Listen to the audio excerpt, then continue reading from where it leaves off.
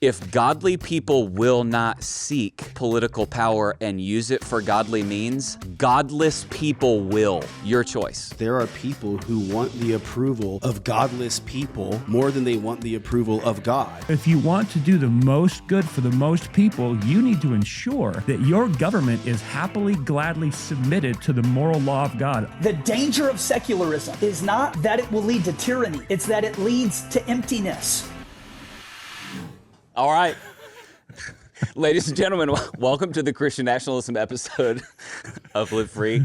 I'm here with military minister, two homeschool Baptist guys, and the Hawaiian prophet, the Hawaiian NAR prophet, Russell Johnson. That's a joke. It's not a joke. The Hawaiian part. Stop, dude. Stop. We would like to disavow that. right off the joke. Right. And hey, just here's what we're going to do. We're having too much fun. Here's what we're going to do in the next few minutes. We are going to, in this pod, it is becoming very clear that the quote-unquote Christian nationalism conversation is going to become like the conversation in politics in our nation, and I think in the church in like the next 2 to 3 years. Dudes, I don't know if you guys saw this. The Christian nationalism, where we talked about it for the first time on Live Free, that thing's at like almost 400,000 views right now. And it's just, that's the question everybody has. Yeah. Yeah. So here's what we're going to do in the next few minutes for listeners is we're going to talk about basically, should Christians be Christian nationalists? Josh, you're just, are you laughing at me or with me? Hey, No, I'm practicing. I'm practicing. You're doing great. Hey, will you go ahead and throw up that picture of my friend Josh? Somebody caught a picture of Josh. Is really helpful. That we just is somebody. Hold on somebody I got a picture too. Somebody just snapped this picture of McPherson, and we wanted to get so here's what we're doing. That's not cool, bro. What do you think, Ryan and Russ? Get a picture of Josh. Yeah, chairman of the White Jews for Harris Committee. I actually got a picture of. Oh, you jerk. No, I'll send this to Carlos. This will be good. Carlos on vacation. Oh, crap. All right, here's what we're going to do in the next few minutes. We're going to talk about what Christian nationalism is and is not. Is it something that Christians should be? And then, as you guys have probably seen, like, dude, once you start talking about this stuff, there's like 7 ways that not just people, but pastors, like, just sometimes pretty heavy resistance. And we want to talk about all those things and respond to a couple clips that have gone kind of viral lately. So, ladies and gentlemen, we're ready. What do we think? Let's do it. Any opening comments here? Let's go. Full send. All right. I'm working on finding a picture here, so you keep talking. I'm distracted now. Stop, dude. Okay, let's begin right here because so the question is, let's start here. I did a little debate team in high school, and one of the primary things is whoever controls the terms wins the debate. So, but we need to define what we're talking about when we say Christian nationalism first. A lot of misconceptions on this. So we need to first say what we're not saying. So we're going to toss up a clip here. Get ready for that that with the Perrys, the Gibbony clip, and don't toss up yet. And by the way, I just want to preface this. This is not a dunk on the clip, because actually what I want to point out is we agree. The stuff that you're going to hear from this guy's name is Justin Gibbony. We've interacted a little bit on X and had like I've had good interactions with Justin. But you're going to hear some definitions of Christian nationalism that we would, probably, I'm going to let these guys respond, but we kind of go like, oh, that's not what we're saying. Now, this is a quick clip from a podcast called With the Perrys. Okay, let's go ahead and roll that, and then we'll talk about what we'll respond here real quick. I'll tell you when to cut it. I think a lot of Christians can understand why some Christians have a problem with liberal point of views, but at the same time, they might not have an ability to understand why Christian nationalism is also problematic in some ways. Yes. One of the biggest problems with Christian nationalism is it binds Christianity with America as if they're hand in hand. If America is really God's promised land, then I can't really accept the negative things that America has done. So these are the people that will not accept negative stuff about American history. They'll get mad at objective facts about slavery, Jim Crow, and all that because their idol can't live in the same location as the truth. Wow. The light in their idol can't live, so they have to throw out. If you wonder why somebody don't like to talk about history and just denies it, because their idol can't live there. Wow. And then once you make this God's country, well, when we go to war, we're in the right. So you can justify anything America does because we have that connection, and he brought us here, and now we're just doing kind of his work. All right, you can cut it right there. Okay, let's go ahead and start. Agree, disagree, additional comments. First off, it's like, where did he get this understanding of Christian nationalism is what I think as a viewer. Like, I don't know about you guys, but I misplaced my idols. Like, I don't have a little idol set up with an American flag and a picture of Donald Trump that I bow down before and burn incense before. And this idea that, if you love your country, you can't admit or acknowledge anything your country's ever done wrong. I don't know anybody who struggles with that problem in real life.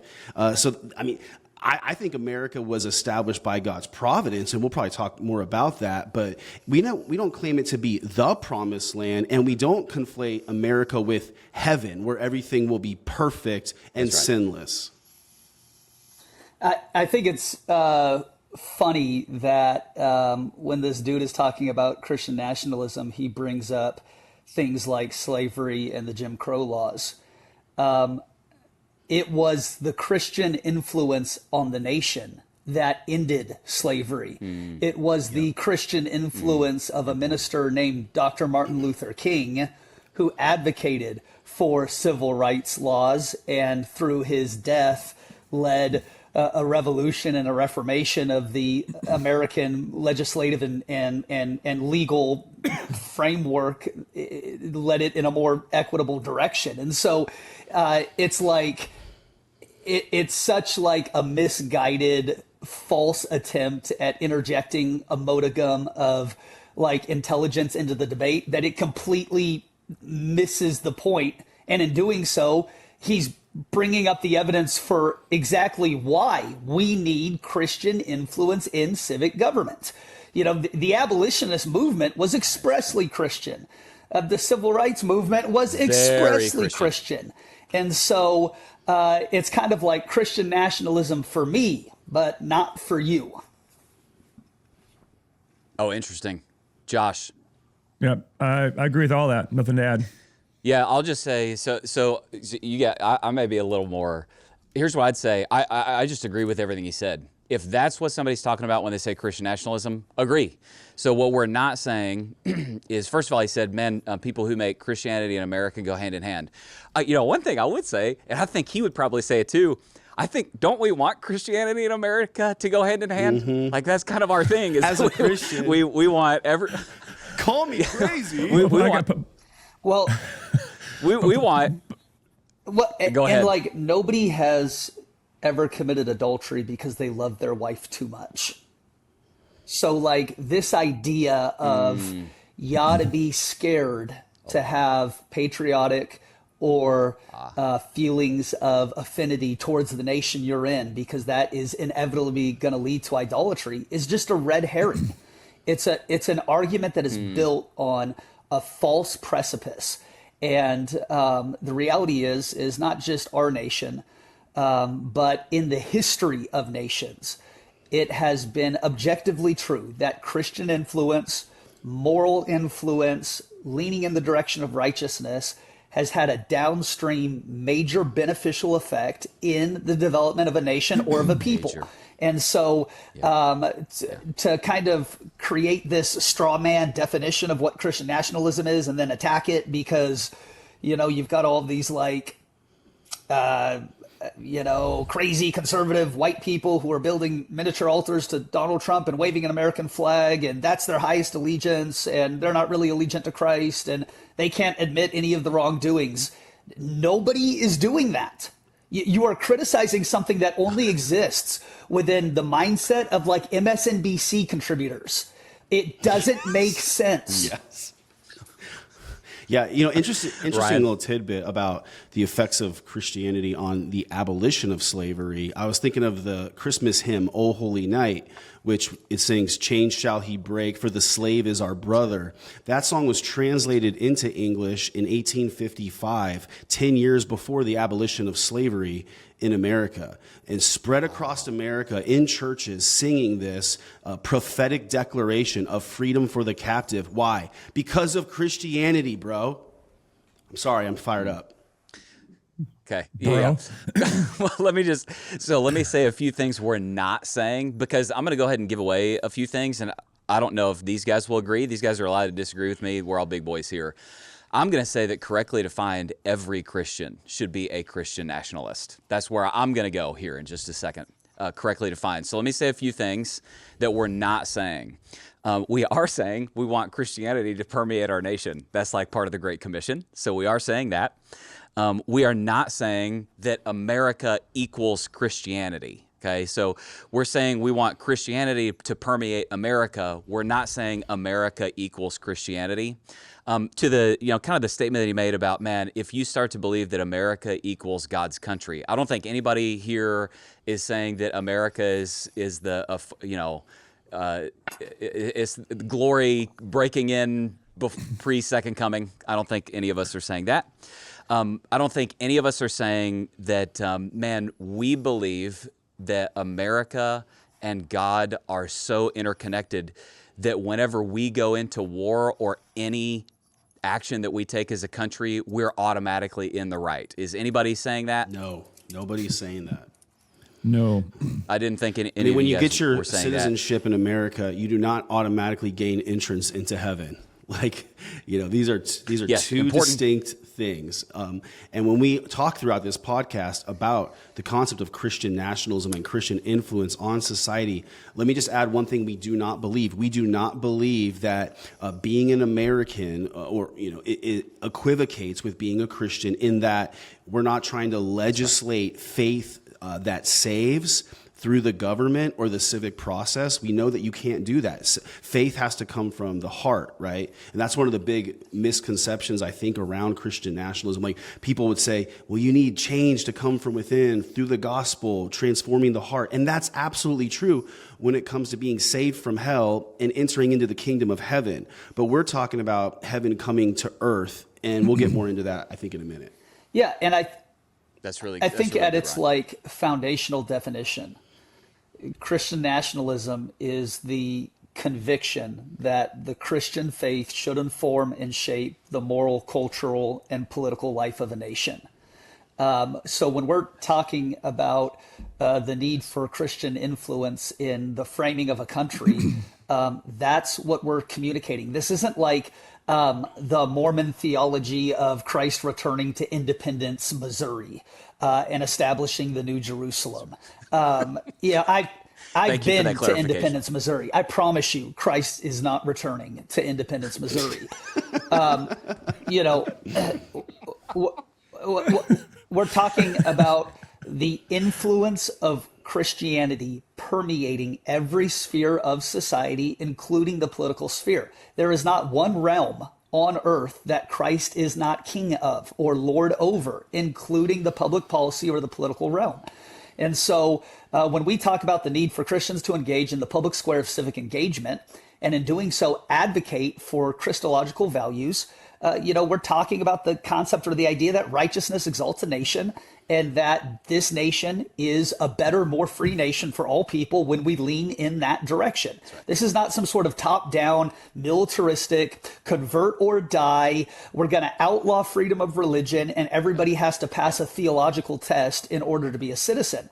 Nobody is advocating for that. And so, you have these people, on the left, or at least who think in incorrect leftist ways about this framework, who set up this like scary straw man of what all these Christian nationalists are trying to do, and then like pride themselves in tearing that down. And it's like, what are you talking about? That you're fighting a boogeyman that doesn't exist. The bare basic idea that Christians and Christianity should help frame in the moral governance and civic values of a nation is, number one, not a new idea. Number two, not a radical idea. And number three, clearly prescribed in the pages of Scripture. And then one more thing I'll say is this, nations can't get born again, because they don't have souls in the same sense that a human does. So it's like when somebody says, do you listen to Christian music? It's like, well, I listen to music that is written by Christians that glorifies Christ,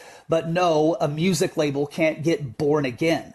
We are talking about Christianity impacting a nation, just like we would talk about Christianity impacting anything else, from art to music to you name it. There's Christian influence all around. And so this is not a radical or new idea. This is a tale literally as old as time. And when people allow like the talking points of the militant left to impact their epistemology, then they come out with these like statements or podcast clips that might sound like revelatory in nature, but are actually just like completely missing the point of what everybody else is talking about. Let me say a few things. Let me add a few things to what Russ just said that we're not saying Christian nationalism is, and then let's move on and define it, and then let's start dealing with a lot of the attack vectors. We're also, I don't think any of us, let me get a head nod on this, yes or no, none of us are advocating for a state church. So that, hey man, there's a unification of state and church. Correctly defined, I think all of us strongly agree with the separation of church and state correctly defined. Yes or 100%. no? Yes. Okay, yes. We're also not talking about, I've seen a little bit of this, we're not talking about overturning the United States Constitution. I think everything that we're talking about in the next few minutes are things that can be accomplished within a constitutional framework. And honestly, as you're going to see, the constitutional framework is an explicitly Christian, theologically informed structure. So we like the Constitution, yes or no? I mean, well, yes, and this might get into it later, but if you go to where Congress gathers and where our Speaker of the House sits and where our president stands to give the State of the Union. The State of the Union address every year. When you walk into the seat of our legislative body that makes all of our laws, and you ask yourself, where did our founders think the best source for drawing morality from to shape laws would come from? If you look on the back wall, I've actually sat in the Speaker of the House seat. If you look on the back wall, do you know what it's sitting there? It's a statue of Moses. And holding Moses two tablets. is holding two tablets, looking down on the legislative body of the United States of America. And if you're going to ask yourself, where do we think the founders thought we should draw our ethics and morality from as a foundation for our laws of the land? There's an explicit answer in the Capitol, and it's from the Law of Moses. If you look at Jefferson, who was arguably one of the most maybe fringe religious founders in terms of probably the closest to an enlightened deist you could get, he also had 4 bookshelves of Bibles and Bible dictionaries and Bible commentaries. He read his own personal Bible in Greek, in Hebrew, in Latin, and in English, and in his later days became increasingly fixated with the book of Leviticus. That's right. And so when we think about our nation as a Christian nation, are we saying the state should be a state church telling people what to believe? No, not at all. What we're saying is the church, the Word of God, the moral authority of the Word of God should have a ruling and reigning voice over the state and over the family and over the jurisdictions of society. And so when I hear clips like that, and again, I've waited to comment here because I agree with everything you guys are saying, I don't understand the pushback for wanting to have a nation influenced by explicit Christian doctrine. Blessed is the nation whose God is Lord. That's a Bible verse we have. And so Josh, honestly, I'm a little lost sometimes. We're like, why are we arguing about whether or not it's a good thing for Christianity, not only to influence, but shape the very center and core of the nation we call home? And I would agree with Russell, no nation, family, or friendship gets better that you hate.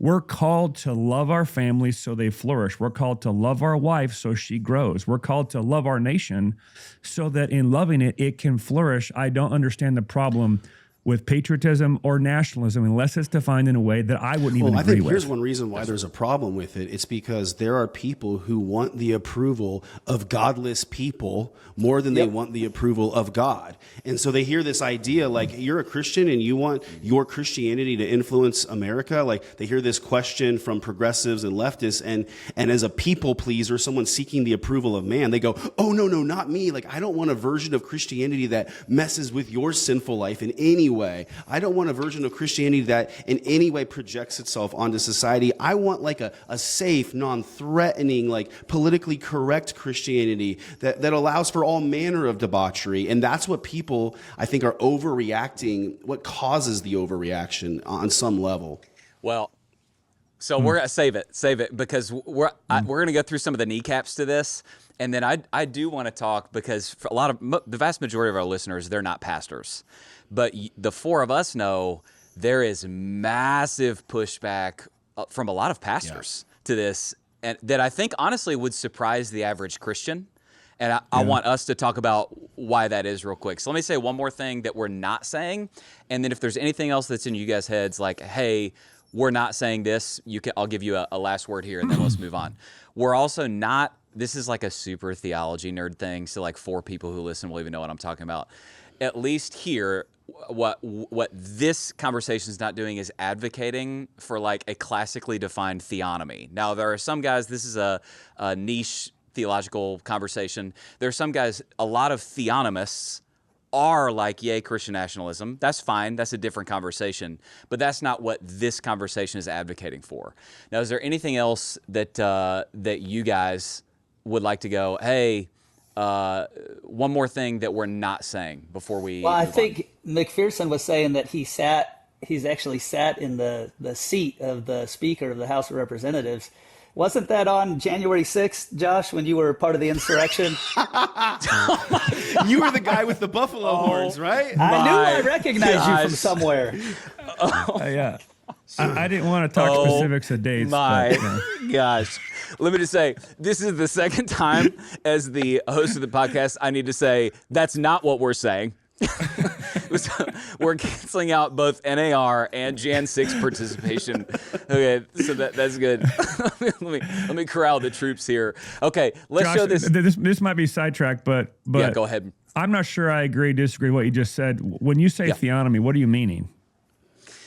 So what I'm saying, it's kind of the thing of like, hey, not every square is a rectangle, but not every rectangle is a square. I can't remember which way it goes. Not every rectangle is a square, but every square is a rectangle.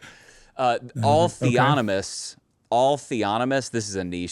This is a niche Reformed theology discussion. All theonomists are Christian nationalists, but not all Christian nationalists are theonomists. So theonomy is obviously the belief that, hey, it's kind of it's like OG, this is like super niche, OG like Rushdoony, that actually all of the civil laws given in Deuteronomy, that we should be having those exact same civil laws translated into society today. Now, there are some guys who would agree with that would be like, yeah, and I'm a Christian nationalist. But I'm saying the Christian nationalism, we're defining it considerably broader than that. Does that make sense? Yeah. Okay. Okay. Can I keep going? Yeah. Sorry, I didn't mean to interrupt. I think that would be a fun conversation to go down the hole of at some point. I don't think it's as niche as you think, and I do think Christian pastors specifically need to consider more carefully. There is a difference between sin and violating the law. But for a large portion of our history as a nation, many things the Bible called sin were also illegal in our nation. Now, I don't think it should be illegal to covet your neighbor's stuff, because who can know what's in the heart of a man? But it should be illegal to steal your neighbor's stuff. Yeah. Of course. It shouldn't be illegal to have lustful thoughts, because who can know the mind of a man? But should it be legal to sleep with another man's wife? Well, I mean, that's an interesting question, right? I mean, do we think that our country flourishes when men sleep with other men's It wives? was illegal in Fundamentally, America no. for multiple years. It was illegal for a large portion. Sodomy, adultery, stealing, these things were fundamentally illegal in our nation for many, many years, drawing from the laws of Deuteronomy. Now, I don't want to get too far on the rabbit, totally. but it's an interesting conversation to have. Well, Yeah, totally. I'm not disagreeing with any of that, Russ. and it Yeah, actually I is still illegal. Like, for example, if you're in the military and you commit adultery, it's something that you can, essentially be court-martialed or disbarred or lose rank for, practicing immorality. And so, like, I think the broader conversation here is how did our civic law appear? Well, our civic law appeared downstream from the founders' understanding of moral law. And so, certainly there is like a connection between those two. The way that our legal system is framed in America is not in some sort of like libertarian vacuum of secularist values where it's just like, oh, these are like common sense things. Well, it's actually not common sense. Human nature, unredeemed human nature, goes in the direction of destruction, goes in the direction of stealing, goes in the direction of adultery, goes in the direction of ripping people off. And so, the founders who kind of frame out the legal or the jurisprudence understanding for the American experiment are drawing expressly on moral law as they see it from the scriptures. And for people who don't understand that, or they're just like bad at history, that's why like they have a problem like synthesizing this argument for the here and now, because they actually fundamentally misunderstand history.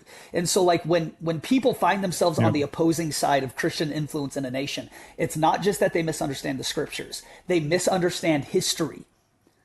What they are doing is they're taking like a 5 to 7 year time span of like current postmodern Western culture and then framing their entire civic life based on that 5 to 7 years.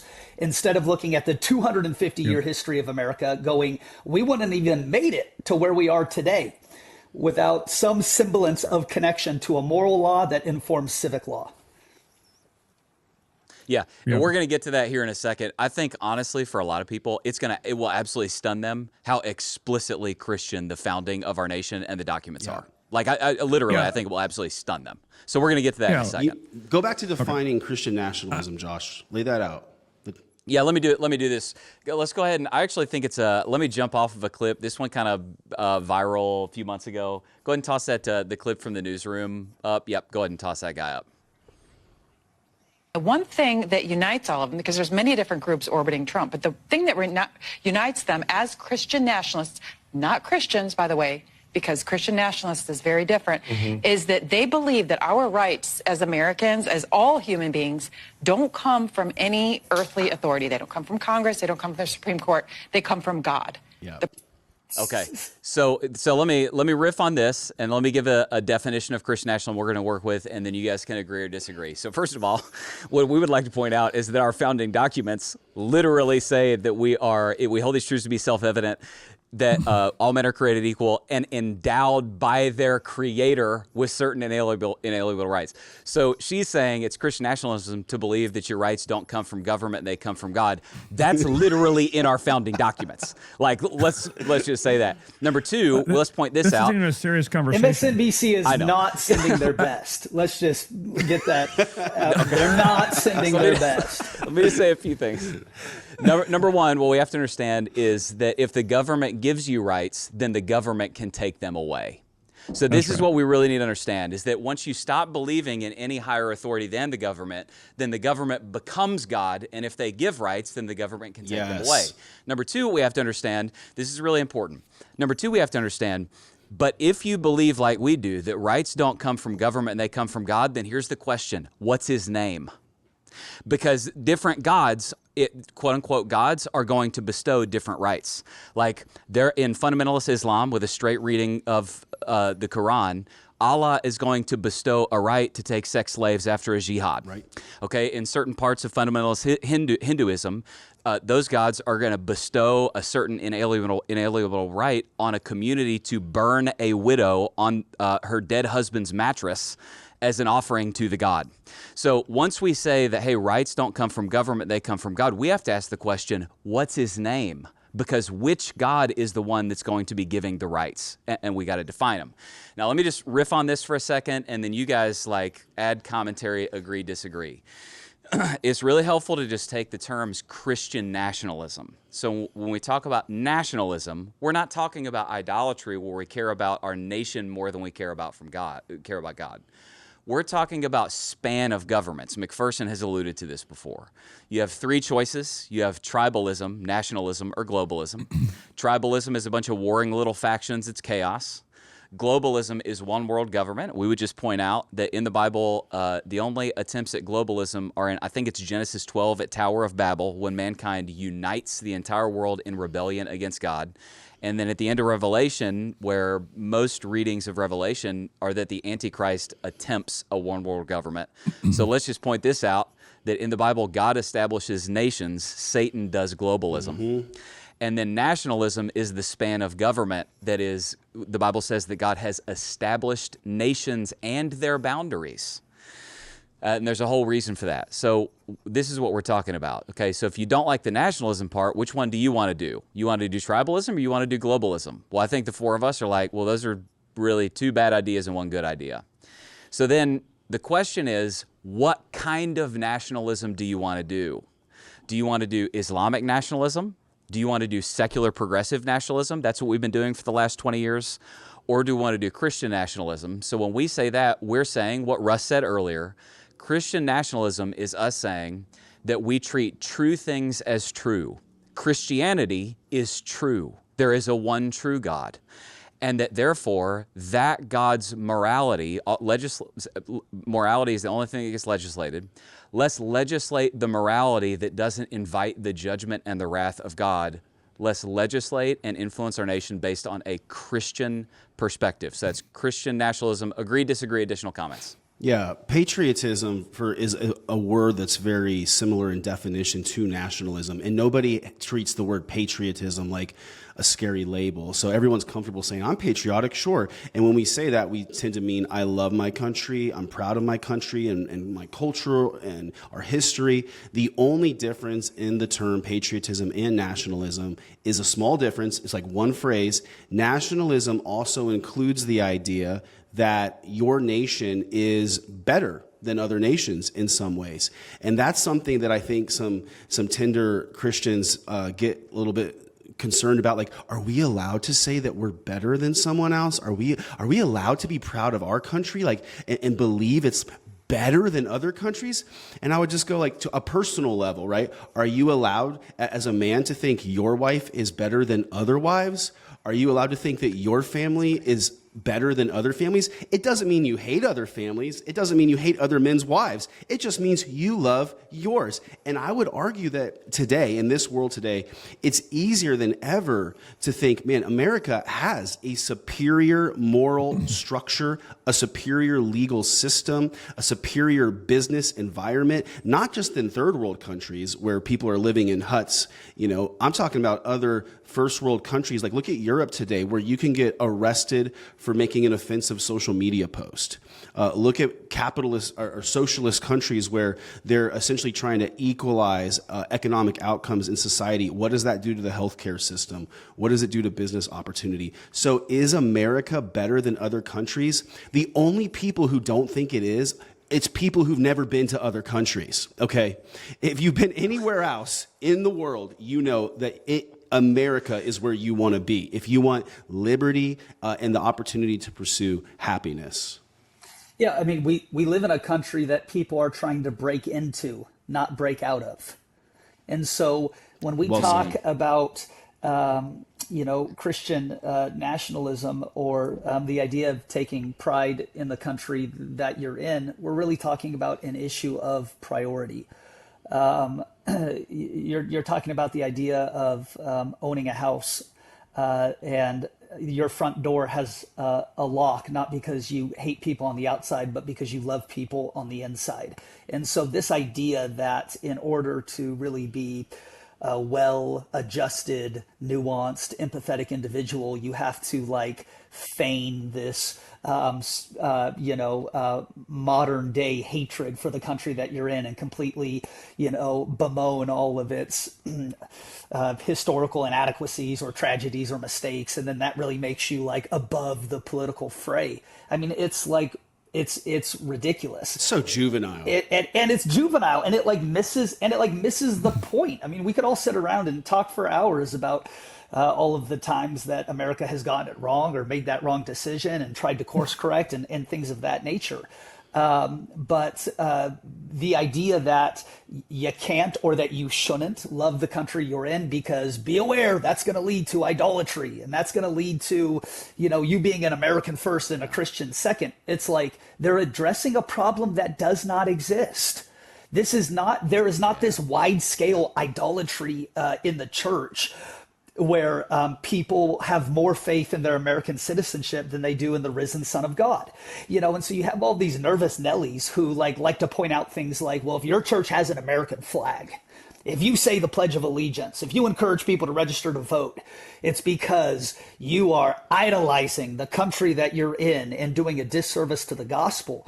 And it's like, read the writings of the Apostle Paul, who advocates for fair treatment based on the fact that he is a Roman citizen, who talks about appealing to Caesar because the gospel must get to the center of Rome. I mean, this idea that, in order to appear empathetic and woke to people who don't share your values, you should talk negatively about the country that you live in is complete backwards, juvenile, just ridiculous virtue signaling 100%. Yeah, it's like the Josh agrees. It's like the six. I'll just say one thing, Josh. Go ahead. Well, no, I'm not interrupting. I agree with everything that's said. I don't know if anything constructive to add. We could talk for hours. Like when I watch the Olympics, I want every team that walks out under their flag to think their country is the best country. That's like right. I get emotional watching guys from countries I've never heard of stand under their flag and weep as their national anthem is being played. I'm like, that is so. I feel the same way about that as I feel about all the men in my church thinking their wife is the hottest wife on the planet. That's great. It's weird. I mean, yeah, there just lacks sophistication in this conversation. Josh knows I get frustrated quickly because I'm like, are we even having this conversation? This is crazy. But it's like Jesus told a man that unless he hates his father and mother in comparison to his allegiance to Christ, he's not being faithful. He also says, be willing to lay down your life and sacrifice it for your wife or you're a deadbeat husband. That's great. So we have to be able to walk and chew bubble gum at the same time. We have to be able to have a kind of love for our family or our fellow citizens or our nation that would lead us to lay down our life and value protecting them over preserving our own life. And we can do that while we have a higher allegiance to Jesus. That's and great. so this idea where we conflate patriotism or nationalism with idolatry and worshiping, I mean, I guess it could happen in one sense, and we want to preach against that. I just don't see that being the dominant problem in the church today. And if it became the dominant problem, we'd preach to it. You know what I mean? Yeah. You can't be saved if you're an American. You must be a son of God. We all say that every Sunday. But to say that's like what we're struggling with right now as a nation, I think it's just to miss the point. And underneath it, I think is a seething hatred for our nation. And that needs to be repented of because we honestly live in a remarkable nation that's giving the people who are making these claims kinds of freedoms that the world historically has rarely, if ever, known. And so where's the gratitude? Where's the thankfulness to God? Where's the desire to stand on the shoulders of, quite frankly, better men and women who've gone before us, who were more sophisticated, more thoughtful, more reflective, more biblical in their worldview, and then worked with their very blood, sweat, and tears to build something that we now have inherited and are benefiting from. And then our response is to gripe and, I won't say the other word, and complain. It's a mind-boggling response to me. It should be worshipful gratefulness, thankfulness, and then a willingness to spend whatever days God gives us making it better. And right now, that includes clarifying misunderstandings, combating lies with truth, and digging our heels in to keep the woke crazies from pulling our nation off the cliff into full-scale progressive secularism. That will destroy it. In one sense, Josh, I'll say this. It's not only a misunderstanding of the Bible, or history. It's a fundamental misunderstanding of the West itself.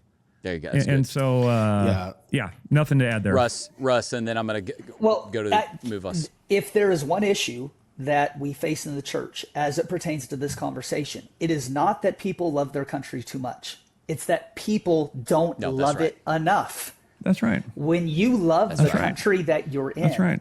you are advocating for its best possible life, its best possible outcomes, its best possible legislation, its best possible governance.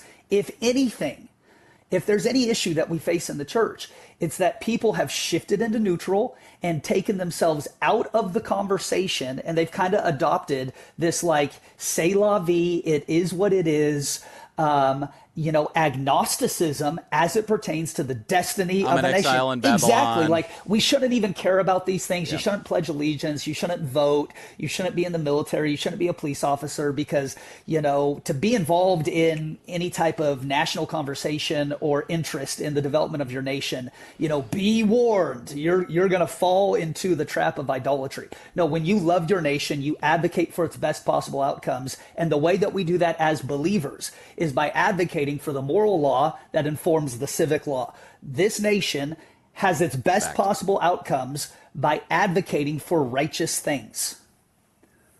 Yeah. That's right. Yeah, let me say something real quick, and then I'm going to go to Ryan and then move us on. So to what Russ is saying, this is one of my favorite C.S. Lewis essays. C.S. Lewis says that what Satan does in every era is he convinces Christians to be focused on, quote, the fashionable problems of the day. And then he says what that does is it gets them solving for the opposite problem that they're actually facing. He uses the analogy of Satan's going to convince you to look over here, so that you end up, and this is his analogy, Christians end up bringing a fire extinguisher to a flood. So his analogy, let's apply it to this thing, is that Christians get really focused on, let's make sure we don't love our nation too much, love our nation too much, love our nation too much. When right now, evangelical Christians are some of the least politically and culturally active people in the United States. Every election, that's horrible. 40 to 50 million evangelical Christians sit out the elections. That is atheist, Buddhist, is Muslim, literally every other religious group in America is more active politically and culturally than evangelical Christians. But then evangelical Christians are the ones that are like, hey, let's make sure we don't have an idol out of our nation. And what we're doing is the enemy is tricking us into bringing a fire extinguisher to a flood, and we're solving the exact opposite net problem we're actually facing. Ryan. Very simple concept that everyone needs to understand this conversation is what Augustine talked about in regard to rightly ordered loves. Okay, Augustine was not an American Christian. He was an early church father. And rightly ordered loves means you need to love the right things in the right order. So for all Christians, it would be God first, then if you're married, your spouse, then your own kids, then maybe your church, your nation, other people in your community. You get down to like your favorite football team, so that's the order. Nobody says that by wearing your favorite football team's jersey that you're committing idolatry and undermining your love for the Lord, who's in number one position, right? Additionally, no one has to downplay their love for, let's say their kids in order to prove their love for the Lord being number one. And that's what a lot of Christians do in these conversations. They think like, I got to downplay America, bash on America. I've got to talk like, America's not a big deal. I've got to point out everything it's ever done wrong in order to somehow virtue signal that I put God in number one position. I'm not an idolater. And that's you're not functioning with the proper framework. It's rightly ordered loves. Love the right things in the right order. To Ryan's point, what we're saying is Christian nationalism. We're saying here's what this is. It is Christians wanting and advocating for our nation to be guided by Christian principles. And in our nation, we want religious freedom. That's wonderful. That's actually a Christian idea. But we want the true one promoted. Protect religious liberty, wonderful. But we want the true one promoted. Does that feel good? Yeah, I mean, our nation was founded as a Christian nation that Judaism and Catholicism was allowed to build nests in the branches of. But the trunk and the root of our nation is distinctly Christian, and that's Protestant. objectively verifiable. Yeah, Protestant. Protestant Christian, very clear. I'll toss this up. Will you toss up that thing about Papua New Guinea this week? I just thought this is a good example of this. Did you guys see this? Yeah. That they added to their constitution this week? So this happened this week. Papua, I think I'm pronouncing. Am I saying that right? Papua New Guinea? Yeah. Is that right? C. All right, good. Officially amended its constitution to declare itself a Christian nation with a vote of 80-4. The amendment adds a declaration to the preamble of their constitution. This is so amazing, dude. We acknowledge and declare God the Father, Jesus Christ the Son, and the Holy Spirit as our creator and sustainer of the entire universe and the source of our powers and authorities, delegated to the people and all persons within the geographical jurisdiction of Papua New Guinea. That's amazing. That's awesome. Yeah, well, that mirrors our founding nation. 12 of the 13 founding colonies had built into their state constitutions a requirement for anyone who's running for office or serving as an elected capacity had to sign off on agreeing with and adhering to a Trinitarian perspective of God. Yeah. If you didn't believe in God as the Father, Jesus as the Son, and the Holy Spirit as God, you couldn't serve in an elected position or as a role of judge in our 12 of the 13 colonies. And so when I read that, I go, that's awesome. They're right on track with where we started as a nation that led to the most flourishing in in human history we've ever seen a nation experience. All right, now let me do some kneecaps. We're going to quick hitter these. What we've noticed is once you start talking about this stuff, there's like at least 6 things that people immediately like, here's the objection. So here's what's coming at you. I'm going to toss them out. We'll quick hit them. Whoever wants to take it first, hit it. Number 1, wait. We shouldn't be advocating for a Christian nation because we're just supposed to be exiles in Babylon. So we shouldn't really lean in, love our nation, advocate for Christianity to permeate our nation. We're just supposed to be exiles in Babylon and quote unquote go out of her. Thoughts? The Israelites were drugged to Babylon. They did not choose to live there, and they were taken there as a result of God's wrath and judgment on them. Babylon symbolizes in the Bible ancient idolatry. It symbolizes divine judgment, whereas America was founded on Judeo-Christian values. Dennis Prager, he's a Jew, he wrote a commentary on Exodus, and he said that no nation since ancient Israel was more clearly founded on the pillars of liberty and morality ever since. And that's America. So if you were going to compare America to Babylon today, it's completely ludicrous, but that's the exact point. What we're proposing and what we're trying to advocate for is to keep America from becoming Babylon. That's what we really want. Oh, that's great. Bro, that's great. Okay. And Russ? let's say for a minute, for the sake of argument, that they are correct, that America is this prototypical modern day version of Babylon, which of course is nonsense, but let's just say that they're correct. They would still fail the test of biblical literacy, because even when you look at the Jewish remnant who got taken to Babylon by force, one of the first things that the Jewish remnant did was immediately involve themselves in the governmental role, the governmental sector, to try to steer the nation in the direction of the God of Abraham, Isaac, and Jacob. You look at Daniel, Shadrach, Meshach, and Abednego. You look at all of the prophets from that Babylonian era. So let's say they're correct, which they're not. It's a brain dead take. But let's say they're correct. It would still fail basic biblical literacy, because all you have to do is read the books of the Old Testament that talk about the Jewish people who are in Babylon, and they are expressly involved in their government and in the legal affairs of their nation to do what they can to steer it in the direction of godliness. And so when they talk about exiles in Babylon, it's like they read half of one paragraph from a blog from Brian Zond, and then all of a sudden developed brain dead Anabaptist public theology. It's complete bull crap. It doesn't even make sense, and it's laughable on its face. Rose got a day. That's Hawaii rage. Sorry, Josh. Dude, you give Russ a little rest, boy. Look out. Come on, man. Josh. I mean, yeah, I agree with everything, and I have all these thoughts as they go, and then they say what I was going to say, and so nothing really to add other than everything he just said is true. There aren't a lot of examples of Christians getting involved in politics in the Old Testament, except for, generally speaking, all of Genesis, all of Exodus, all of Leviticus, all of Deuteronomy, 1st and 2nd Samuel, 1st and 2nd Kings, 1st and 2nd Chronicles, Ezra, Nehemiah, Esther, Ezekiel, Daniel, Isaiah, Jeremiah, all of the minor prophets. My gosh. All of them. Besides those, there's no Christian political engagement. Besides those, there's really no biblical data to work with in understanding a framework where someone submitted to God would actively engage pagan governments of their day, working to steer them towards submission to a holy God. And the last thing I'll say is this. I haven't said much, actually, so I don't know why I'm saying the last thing. I'm going to talk again more. But one of the things to add to this is getting involved in politics is one of the ways a Christian can most faithfully fulfill the two greatest commandments, to love the Lord their God and to love their neighbor as themselves, because you may not care about governments, but governments care about you.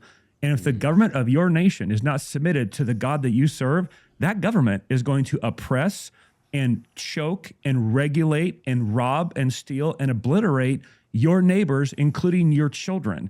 So if you want to do the most good for the most people, you need to ensure that your government is happily, gladly submitted to the moral law of God. Otherwise, it's going to devolve into tribalism that's utter chaos, or it's going to devolve into globalism and tyranny that's utter oppression where power is concentrated among the elites, and it's just not going to go well for anybody. Okay, now, Josh, I'm going to come straight back to you in a second, because the objection to what you just said, so I'm going to say something, but then I'm going to come back to you, and here's the objection I'm going to come back to you with. The objection to what you just said is, yeah, Josh, but all the examples of political engagement in the Bible, they were all Old Testament. So in about 30 seconds, I'm coming straight back to you, Josh, with, yeah, but Jesus didn't get involved in politics, and actually he actively steered his disciples away from it. Now I want to say something but I'm coming back to you with that here in a second. So on the Babylon thing, what I do want to say is you'll hear this a lot from, sort of, I don't know how to say it. There's a certain segment of Christians that are like, hey, let's stay out of the culture war, let's stay out of political engagement because we're exiles in Babylon. The weird thing is, here's what we don't want to do. Let's not use one analogy that Russ has already pointed out is faulty. Let's not focus on one analogy to the exclusion of every other biblical analogy for how Christians are supposed to relate to the world. So there's a lot more in the Bible about victory, being salt in the world, light of the world, seeking the welfare of the city, a little leaven spreading through the whole lump, the kingdom of God coming on earth as it is in heaven. In fact, I just want to point this out. When Jeremiah gives us the command in Jeremiah 29 to seek the welfare of the city, even the word politics comes from the Latin word polis that means city. When he is telling them, so again, just think about this. When Christians say, hey, exiles in Babylon, we should stay out of politics. When in Jeremiah 29, he says to seek the welfare of the city, guess what city he's telling them to get actively involved in and seek the welfare of? Babylon. He's specifically referring to Babylon in Jeremiah 29. So let's not, it's like you said, it's just a moot point on exiles in Babylon. Now, objection number 2, Josh is going to go first and then we'll open it up. Josh McPherson, yeah, but Jesus didn't get involved in politics, and actually he actively steered his followers away from political engagement. Jesus told his disciples to go and make disciples. He didn't tell them to register voters. Paul didn't lay out a plan for a better Roman Empire. He told people to go and plant churches. Josh McPherson, what say you? Oh, it's so frustrating. He literally laid out a plan to change nations for the better by commissioning them to go and make disciples of all nations. Like, that's the whole point. If our Christianity isn't making our individual self better, our families stronger, our communities more glorious, and our nation healthier, it's not actually working. So I would fundamentally disagree with the premise of that, in that when Jesus said, you are the salt of the earth, he's fundamentally encouraging us to be involved in all of life with our Christianity. If you keep the salt in the shaker, it doesn't help. You got to get it out onto our sexuality and onto our families and onto our politics and onto our laws. You have to get the salt into the world. Conversely, as well, he said, in addition, rather, he said, you're the light of the world. So we're to take our light everywhere we go. Light doesn't discriminate where it shines. When you turn a light on, it pierces all of the darkness. It shines everywhere. So when people say Christ didn't tell us to get involved politically, first of all, there's some ways to respond to this. We're not living in the same context that Christ spoke in. In other words, they didn't have the opportunity to vote.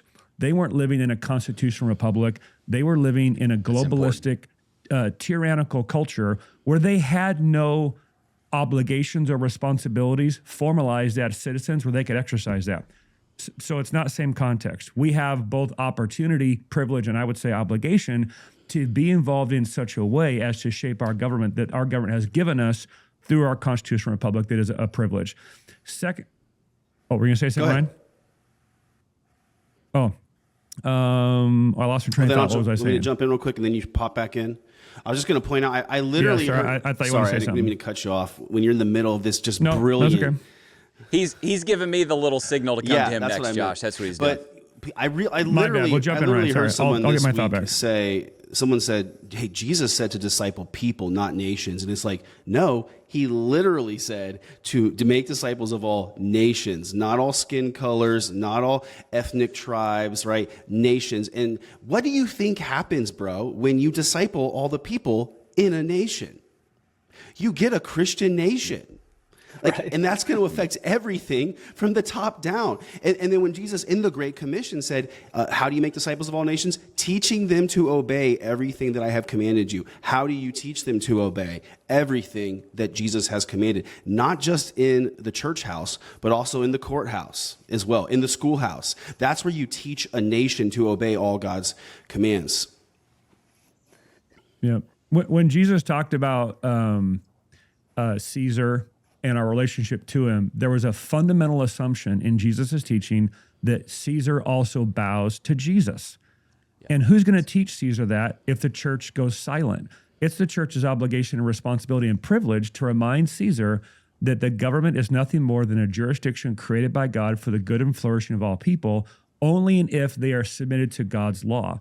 And so it's our prophetic job as the church to teach the clear jurisdictions of human thriving, which is the family, the church, and government, and to remind the government that they're submitted to God. And then lastly, I would say this.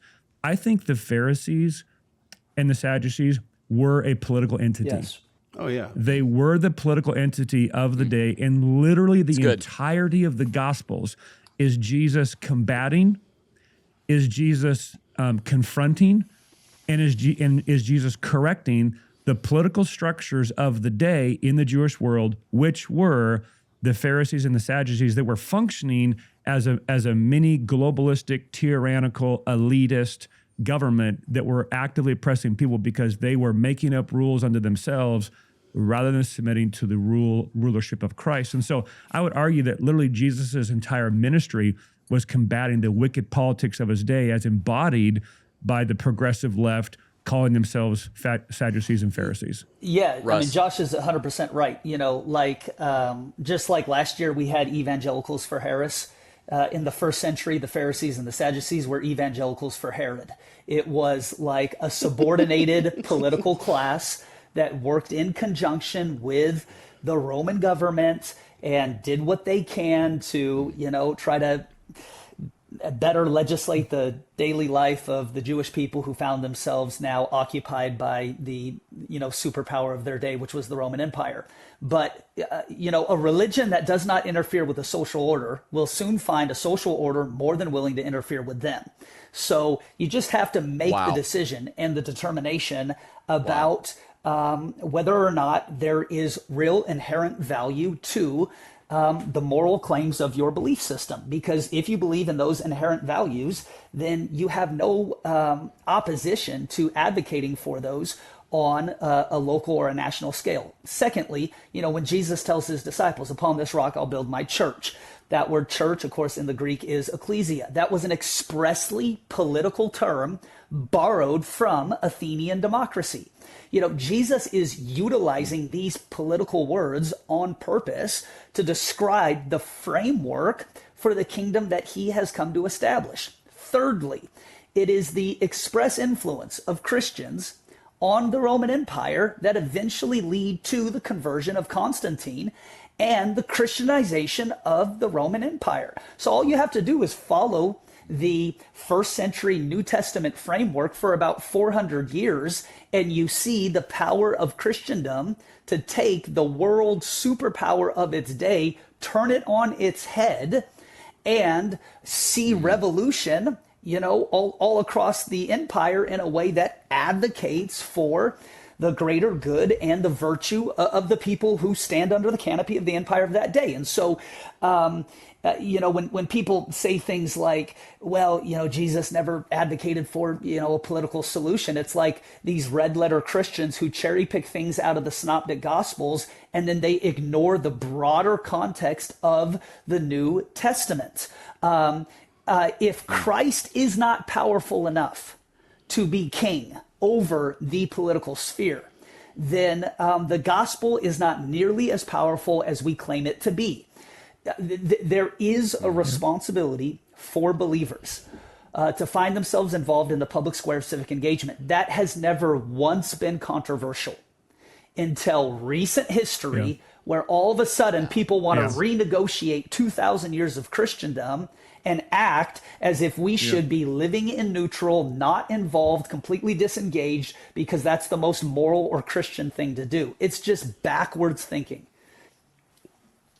Ryan, and I would add to that. Let me finish it. Oh, I'm sorry, go ahead. Yeah, just one quick note for any Christianity 101. I would warn a person listening to this, whenever you hear people start trying to differentiate the words of Jesus from the rest of the Bible, you get into very dangerous territory. And that is a specific tactic that heretics use to try to justify sins. They'll take a sin that's explicitly really abomination, like homosexuality. Right. It's laid out very clearly in the Old Testament, in the New Testament, but they'll say things like, Jesus never said anything about homosexuality, and they'll use that to try to persuade people that it doesn't really matter to Jesus, but all of God's word comes from God, and Jesus is God. And so the Spirit of God inspired all of God's word, and Jesus supports all of God's word. Yes, you do need to understand the proper place of Old Testament law compared to our guiding principles as New Testament Christians, but all of God's word is useful for us and helpful. We don't divide the words of Jesus from the rest of the Bible to make an argument that contradicts the rest of the Bible.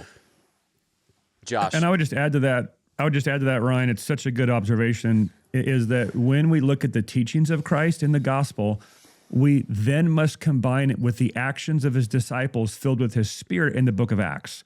So the book of Acts is how Jesus understood his commands to be obeyed. Because the book of Acts, if the Luke is the life of Jesus on earth, of course we know the book of Acts is the life of Jesus lived through his Spirit in his church, and the entire book of Acts is the account of the preaching of the gospel, undermining and confronting the secular, progressive, godless institutions and politics of its day to the expense of many of the lives who were carrying the message. So much so that when they stood before kings and governors and rulers of their day, and if those rulers contradicted God, the disciples confronted them. And so when Jesus says, my kingdom is not of this world, he's not saying it's this mystical, supernatural kingdom hovering above the earth that has nothing to do with the elements and actions of our day. It was an expression and statement of dominion. He's saying, my kingdom is not of this world. My kingdom is over this world. My kingdom rules over this world. And what he was saying was, my disciples acting in my name have the authority to speak into and speak over the ruling powers of the day if those powers contradict what I've said in my word. And so when Jesus says, my kingdom is not of this world, he's not saying not to be involved in this world. He's giving us permission to speak authoritatively into how this world functions and how it aligns itself and governs itself expressly in relationship to politics and government. So to put a cap on it, then let me move to the next objection. Hey, pod listeners, coming to you from my bedroom because I forgot to stick to the podcast. I want to invite you to the sermon series we're starting this weekend that I'm really excited about, that is answering the question, what is going to happen to you 60 seconds after you die, and how do you receive eternal rewards in the kingdom to come? Answering a lot of end times questions, judgment of Christ, return of Christ questions. Going to be a lot of fun. Title of the series is Run to Win, starting at all time services and locations at Lakepointe this weekend. See you there. Ryan makes the very strong point. Hey man, you never bifurcate Jesus' words from the rest of the words of the scriptures. All scriptures God breathed. So Romans 13 is where we get a lot of our theology of government. Romans 13 specifically refers to governing authorities. This is really important. It calls them God's servant. It says that that's their divinely designated role. The governing authorities are God's servant. Well, what does a good servant do? Obey the master. So you have a theology written right into the language. You're a servant. He's the master. And so what should we be advocating for? We should be advocating for governing leaders and governing principles and entities that obey the master. Now, I'll press this a little bit farther. Os Guinness, wonderful theologian. Love Os Guinness. Really, really helpful. He points out, because he's gotten this objection before, wow, there's not as much in the New Testament about how Christians should vote, that kind of thing. And he points out that the loophole in that logic. Quote Os Guinness, we are not under Roman rule. So this is not a imperial dictatorship. We are citizens of a constitutional republic, and every citizen in a constitutional republic is responsible for the health and the vitality of the republic.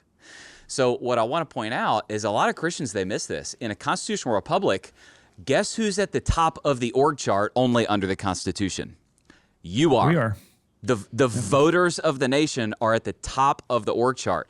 So according to Romans 13, we have been, it's almost like we are fractional kings. I don't know another way to say it. Mm-hmm. It's almost like you are a fractional leader of this nation, and God says you are designated by God to be his servant in the governing system here. So you have a divine responsibility to make sure that you carry out that in service to the master. So it's crazy to say this. We've lost the art of citizenry as Christians. Yeah. And if we watch the life of Paul, I will add to Ryan's excellent point. You can't just read the writings of Paul. You have to observe the life of Paul. Because the life of Paul is the hermeneutic for how to understand and interpret the writings of Paul. And so Paul talks about the structure of government, the authority of government, and then he spends half the book of Acts challenging the government of his day. He knew his rights. He knew what he had access to in Roman law, and whenever that was violated, he challenged it. He was working his way through the court system, essentially working his way toward the Supreme Court of that day, so he could both point out where they were in error and in sin and lacking submission to God's word, and to simultaneously preach the gospel to them that they might submit to him, to God rather, and they killed him for it. And so Os Guinness points out his triangle of freedom. Have you seen, freedom, virtue, faith? All three are required for there to exist. For faith to exist, you must have virtue. Virtue produces freedom, and freedom allows the free expression of faith. He unpacks that. It's one of his kind of genius contributions to the conversation of government. I would argue that in that, both virtue and freedom come from the root of faith. Like that's where it starts. Faith produces virtue that produces freedom that allows a free expression of faith, and it's that the triangle of freedom that you can't remove one piece from that without losing all of it. And think about all you have to do is look at the critiques of Paul's ministry. Especially in Acts 19, where the gospel serves as such a disruptive force that the merchants of Ephesus get together and they say, this Paul is advocating for customs and values and laws that are antithetical to the system of this city. Oh, wow. And so even the critics of Paul are looking at his preaching of the gospel as a disruptive political force. It's disrupting the normative public policy of our day. Demetrius is the silversmith. Yes. Now he's affecting our economy. Now he's advocating for things that are unusual, saying that there is one God that is above every other God.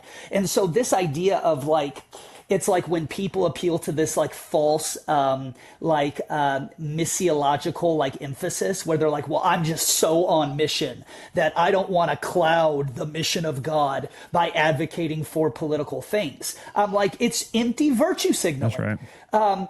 Paul's preaching That's right. was disruptive. The critique of Paul is these men turn cities upside down wherever they go. That's right. And so this idea of like a non-offensive gospel that never disrupts things and never makes commentary or impacts political outcomes or political solutions would be completely unrecognizable to the first century right. apostles. And then the second thing I want to mention is this. The danger of secularism is not that it will lead to tyranny. It's that it leads to emptiness. Because in an effort to create this morally neutral society, you are becoming unmoored from the very reason for why freedom can flourish. And it is because it is anchored to transcendent truth. And so when you advocate for this, secularization or political neutrality or just preach the gospel and it doesn't matter what direction the nation goes into, it's like you are advocating for abject emptiness. That is the net result of secularism. Yeah, that's right, Ryan. The That's idea right. of secularization is like, hey, let's keep God out of the public square, out of politics, which in theory, okay, interesting idea. But the problem is demons don't play by our rules. So when we push God out of the public square, Molech is happy to move right in. Baal is happy to move right in. It's like they come in and then they take over, and you don't ever actually get a secular society. You just get a society that ends up following demon gods instead of the one true God. That's But right. Ryan. That's right, Ryan. Next objection. But Ryan. Christians are supposed to follow the way of love, not the way of power. We shouldn't be seeking an idolatry of power. In fact, Ryan, Jesus won by giving up his power at the cross, Ryan. So we shouldn't be doing this. Tell me the rest of the story, Josh. It's like, yes, he did. He died in humility, but then on the third day, he rose in power. He told his disciples, all authority has been given unto me. And then he commissioned them in his authority to go and make disciples of all nations. He told them to wait because they will receive power from on high that would equip them to go and carry out their mission. And what is power? And you alluded to this earlier, Josh, when you mentioned that we are kind of like fractional kings. We're like shareholders in the political process. Every single person who is a citizen of America and has a right to vote has political power, right? And so the question is, what will you use your power to accomplish? If you do nothing with it, that is the equivalent of like the parable of the talents and burying your talent in the sand and saying, well, I don't want to be involved in this. No, God gave you power by allowing you to be born into this nation with this political system. You're meant to use your political power to seek the good of the city. And then you surely can't use your political power to empower a political party like the Democratic Party, which has explicit sins enshrined into their agenda. So power is not a bad thing. It's amoral, meaning it's neither good nor bad. It's how you use it that is either good or bad. Yeah, and what you said, Ryan, is 100% true. Power takes on the morality of the user. And, Bingo. The problem is, in this kind of modern context, power has become a dirty word because the kind of governing philosophy of progressivism reduces people into these binary identitarian categories of oppressed versus oppressor. If you have power, it's because you got that by virtue of ill gain. And the most Christian thing that you can do is lay that down to empower somebody else who has been historically oppressed. And it's like, again, that would be completely new breaking news for the first century apostles. Like, what are you talking about? We have been given power, authority, anointing, influence by virtue of our relationship with God not only to steer ourselves and our families in the directions of righteousness, but to make a God-sized impact on whatever sphere of influence we find ourselves in. And so this idea of, well, and Christ just laid down his power, and if you were a real believer, you would just kind of give up your power. It's like when Charlie Kirk, who I think it's his birthday today or yesterday, they're giving him the Medal of Freedom. Right. And of course we honor his memory, but when he would go onto like college campuses and he would like interview these students who had bought into this, progressive binary of oppressed versus oppressor, he would always, ask them the question, well, are you willing to give up the good grades that you have earned to bestow that upon somebody else who has not earned those in order to prove the virtue of your, powerless position? And of course they would always object to that. And so this is one of those like philosophical traps that people find themselves in. And then because they are not coherent in biblical literature, they're like, oh, well, yeah, I guess this is right. And it's a bad thing. Every time Christians have been in power, it's corrupted the Christian message. And it's just... That is not true. Yeah. By the way, that is not true. Fundamentally. In fact, Christian influence from a place of power has been the greatest contributing force of good and virtue to the nations of the earth that has ever existed. It's more powerful than capitalism. It's more powerful than democracy. It's more powerful than republicanism. Christian influence has been objectively good for the forming of nations. In fact, let me just say this. And I would just add to that. Here's a little fun exercise. If somebody is hearing what Rush just said, and they're like, well, I've always heard the opposite. I've always heard about the Crusades and the Spanish Inquisition and the wicked, Christian colonialists. And so here's an exercise I would encourage that person to do if they're skeptical of what Rush just said. Go to Grok or whatever it is. Ask Grok to tell you what are the nations in the world that had the largest influence from some sort of Protestant Reformation. Then fill all those nations in on the map. Then go get another map and ask Grok, where are the most developed first world nations in the world, and fill in that map. It's the same map. All of this, wherever in the world you have seen the most effect of Protestant Christianity in particular, that's where you've seen the most flourishing, the most human rights, the most capitalism that led to the most people delivered from poverty. So if you've ever gotten that narrative, you're listening, and you've only gotten the narrative that everywhere Christians went, it was bad colonialism and imperialism, you have very frankly been brainwashed and lied to. It is the exact opposite in all of human history. The other thing that I'll say here, and let me finish up with Josh here. The other thing that I'll say is, if you ever have somebody tell you like, oh man, actually, you should be willing to give up power, and you just have an idolatry of power. If anyone ever says that to you, you are talking to somebody that has been discipled in their emotional pathways more by critical theory than Christian theology. The idea that power is bad, this is really important for people to understand. The idea that power is bad did not come from Christian theology. Read your Bible. It is full of people of God bestowing power, encouraging them to seek power, them leveraging their power for the good of people. The only way, so Christian, to Russ's point, critical theology divides the world into oppressed and oppressor lenses. Christian theology divides the world into, it sees the world through a sin righteousness lens.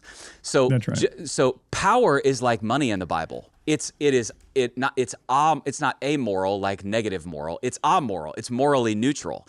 It's how you use power that is either good or bad. This is why we have verses in the Bible like Proverbs 29:2. When the godly are in authority, the people rejoice. But when the wicked are in power, the people groan. So here's the big idea. If anybody is still, because honestly, brain dead thinking is, I have no apologies. This is totally brain dead thinking. If godly people will not seek political power and use it for godly means, godless people will. Your choice. Your choice. That's right. Final thoughts. I was literally going to say that exact same thing, and so I was going to quote that verse and make that exact same point. So I'll frame it a little differently. The original question, but didn't Jesus lay down his power and act in meekness and humility, blah, blah, blah. We have Bible verses that say the exact opposite. Colossians 2:15, speaking expressly of the act of dying on the cross, he disarmed the rulers and authorities and put them to open shame, triumphing over them in the cross. Like that act of humility was actually an expression of power. When we think about power as a whole, it's one of the characteristics of God. God is all powerful. He spoke and creation came into existence. And so power can't be fundamentally evil because power is fundamentally a part of the characteristic and nature of God. We've been made in the image of God. Therefore, we've been given power to exercise for the good of humanity and the glory of God. So just to make your point, Josh, that you said again in different words, as a man, I've been given power, and I can exercise that power by abusing it in a heavy-handed way to abuse women and get what I want, or I can abdicate it like a coward to self-preserve myself, or I can wield it with nobleness and courage and righteousness to protect those around me. So it's not a question of if you're going to have power. It's only a question of how you're going to exercise it. Are you going to abuse it, or are you going to abdicate it? And what we're advocating for, I believe, is a responsible, Holy Spirit infused and guided exercise of our God-given power to influence societies, nations, families, and individuals for the good of all people and the glory of God. Yeah. Ryan. Positions of power will exist whether we seek them out or not. So the question is, if we don't seek them out, who will? It's the wicked.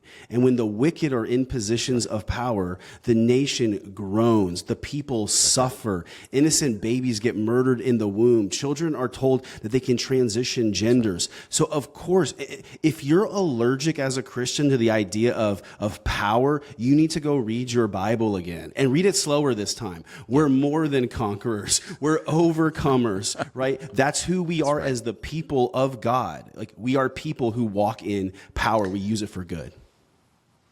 Okay, let me move us to the next objection. This will probably be maybe the most mind-blowing for a lot of people who have not studied this. Next objection. Yes, but McPherson, I'm going to start with you on this. Yeah, okay, guys, I see it in the Bible. Christians actually should be seeking political power and wielding it for righteous means. Okay, I see that now. But, Josh McPherson, the idea of Christian nationalism, Josh, it's unconstitutional. The founders of our nation established our nation as a secular nation, separation of church and state. They intentionally set this nation up, establishment clause, where no one religion could be favored over any other religion. So Josh, even though as a Christian I might be in, it's totally unconstitutional and contrary to the history of our nation. Josh McPherson, what say you? I'm glad you asked, Josh Howerton. Dumb. I bet you are. And I quote. Can I read some quotes here? Please do. I feel like, okay. We have no government armed with power capable of contending with human passions unbridled by morality and religion. Our Constitution was made only for a moral and distinctly Christian people. It is wholly inadequate to the government of any other. John Adams. Quote, it cannot be emphasized too clearly and too often that this nation was founded not by religionists, but by Christians, not on religion in general, but on the gospel of Jesus Christ. For this very reason, peoples of other faiths have been afforded asylum, prosperity, and freedom to worship here. Patrick Henry. Interesting. Religion and morality are the essential pillars for any moral civil society and are on that which we have built this nation. George Washington. The Christian religion in its purity is the basis, or rather the source, of all genuine freedom in government, specifically our government that we're building.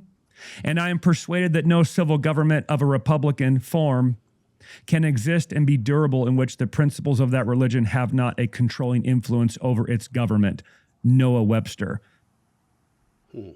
One more. That religion or the duty which we owe to our Creator God and the manner of discharging it can be directed only by reason and conviction, not by force or violence, and therefore all men are equally entitled to the free exercise of religion according to the dictates of their conscience.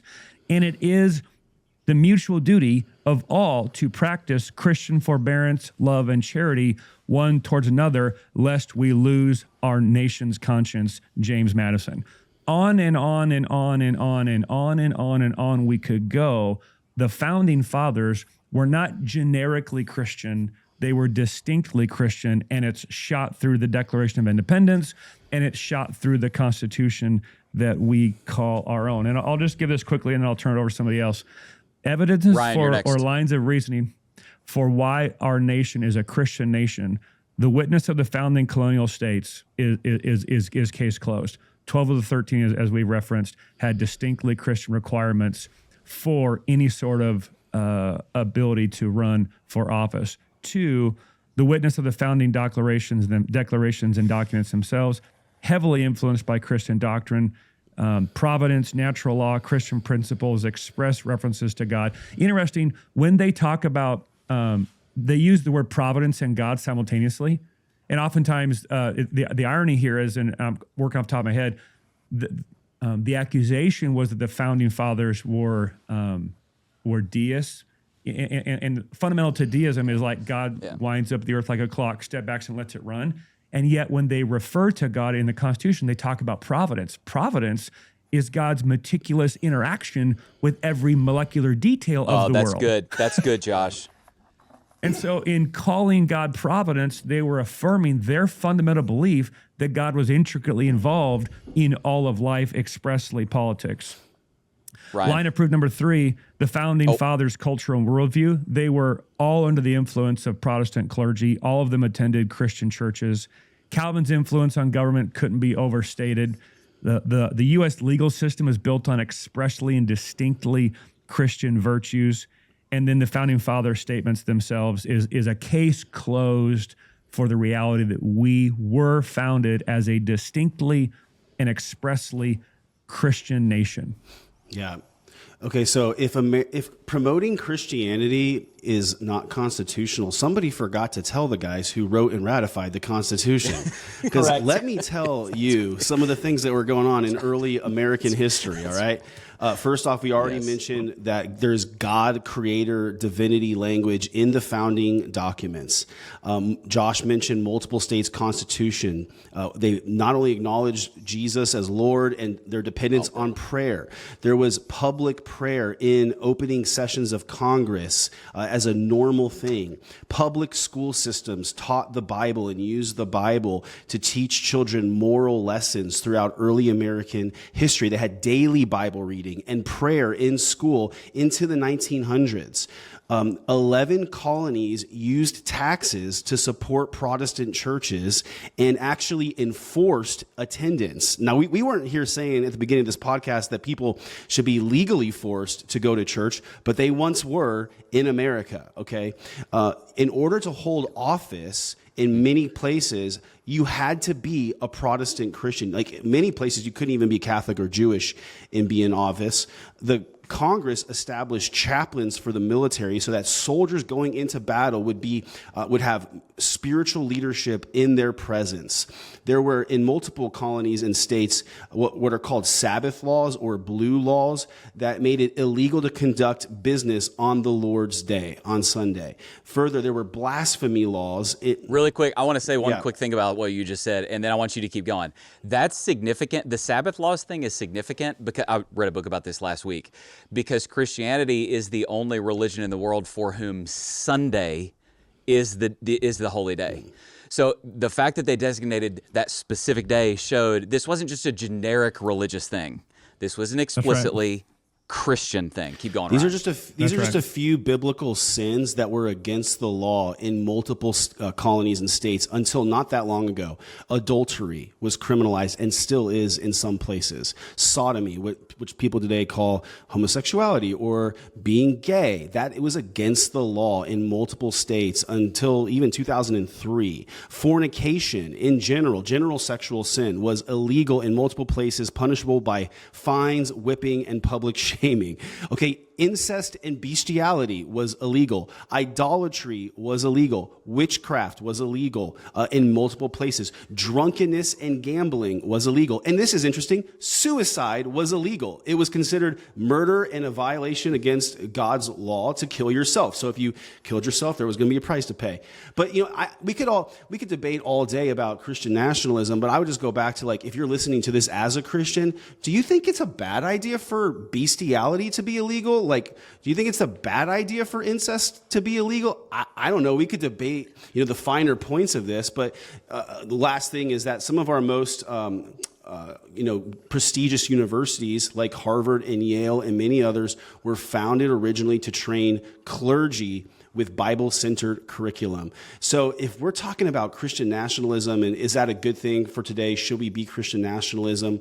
It's like, well, hey, what part of this do you have a problem with? Would it be maybe good for politicians to live for God's glory instead of their own? Would it be good for them to obey God's laws when they're looking to make earthly laws? Do you think it'd be good for schools to reinforce biblical truth or to contradict it? Should governing leaders and laws enable the church to do its work or slow the church down from doing its work? Those are just questions a person has to ask. Russ. Well, I couldn't agree more. To add real quick here, jump in here. Oh, go ahead, Russ. I just want to throw this quote out before we move on. John Adams, to your point, Ryan, John Adams, a founding father, said this, and I quote, "The highest glory of the American Revolution was this, that it connected in one indissoluble bond the principles of civil government with the principles of Christianity." Wow. You can't ignore that. I mean, that's as explicit as it gets. Well, and I think Russ. what's interesting about the historical examples that both Ryan and Josh brought up is that if people are accusing us now in the year of our Lord 2025 of being like these heavy-handed Christian nationalists who want to, infuse the ethics of Christianity with the laws of the state or the nation that we're in, because like we get on stage and like encourage people to vote and like encourage people to like vote righteously and speak about the moral issues from a biblical framework, they would have hated the founding of our country. Oh, dude. Because at least for me, like I'm not here on this podcast saying, let's turn back the clock and you can't run for office unless you sign a statement of faith. And you've got to be Protestant in order to run for office in America. Nobody's advocating for that. But that wasn't... By the way, I have no problem with that. But like, that wasn't even controversial for the founding fathers. That was just like brain dead. Like, yeah, of course we would do that. So the idea that somehow we have this like radically new position that would be an affront to, the people who founded this great nation, they would look at us like sellouts. Like, what are you talking about? Where has your courage gone? Yes. And then the second thing I would mention is this, is that, when people say, hey, I agree with everything you're saying, but in America, there's the separation of church and state, and there's the Establishment Clause, and, that was really kind of the founders' vision. They didn't want religion. I'm going to talk about that in a second. Kind of this idea of like, don't infuse religion with the state. Well, what people forget about is this. Everyone is religious. Secularism is just as much of a religious doctrine and a religious idea as is Christianity, as is Catholicism, as is Judaism. Yes. So when you allow kind of these like well-intentioned but misguided and incorrect theological voices to, talk about how religion doesn't really have a place in the public square, actually all they're doing in a backdoor way is inviting subservient, lesser desired religious ideals to fill the vacuum where people of faith should have already been in the first place. And so the question is not, is religion going to be involved in civil government? The question is, which religion? Which, yes. That's great. So let me say a couple quick things because the objections here are two. separation of church and state, and the Establishment Clause. I want to talk about this, and then let's move on and quick hit these last few. Number one, I think all of us know this, but a refresher for our listeners. Separation of church and state is nowhere in the founding documents of our nation. That's from a letter that Thomas Jefferson wrote to the Danbury Baptist. It's a little Danbury Baptist church. They were Congregationalists in a state that, if I remember right, had a Presbyterian government, and they were worried that the Presbyterian government was going to infringe upon their Congregationalist form of religion. And he wrote them that letter. It's nowhere in our founding documents. By the way, when he wrote it, his point was to assure them not that he was going to keep the church out of the state, but that he was going to keep the state from infringing upon the church. Okay, so number one. Yes. Number two, what is in our founding documents is, I think it was 1790, if I remember right, is what's called the Establishment Clause. And this is what it reads. It says, this is very important. The first word is very important. Congress. Congress. I'm going to pause there. Congress shall make no law respecting the establishment of religion or the free exercise thereof. McPherson obviously knows where I'm going with this, but what the intention of the founders was, and I'll show this by actions that followed here in a second, is they were going, hey, all these states, we have some Congregationalist states, we have some Presbyterian states, we have some Anglican states, that kind of thing. And they were going, hey, man, states, they do whatever you want. We're really good. But we want to make sure, because they were fleeing England, where there was a state church over the federal government was enshrined with a state church. And they're going, hey, we don't want a national law enshrining a state church that infringes upon all of the states. Here's how we know what they definitely did not mean was that, hey, we're trying to keep religion out of politics. We know that because Establishment Clause takes place in 1790. Thomas Jefferson, 10 years later, in the year 1800, he is over the United States Senate. One of the first things Thomas Jefferson does in his acting role over the United States Senate is approve a plan for the Capitol building where Christian church services would take place every Sunday in the hall of the House of Representatives. Thomas Jefferson personally attended those Christian church services nearly every weekend of his entire presidency. While Thomas Jefferson later was president, a lot of people go, oh, Thomas Jefferson was a deist, he hated religion, he wanted it out of the public square. You literally have to erase like all of Thomas Jefferson's history to think this. That's right. While Thomas Jefferson was the president, this is while he's president, one of the first things he did was author the original plan for the public school education of children in Washington, D.C. There were two things he chose to be part of the core curriculum of the public school system in Washington, D.C. The Bible and the Isaac Watts hymnal.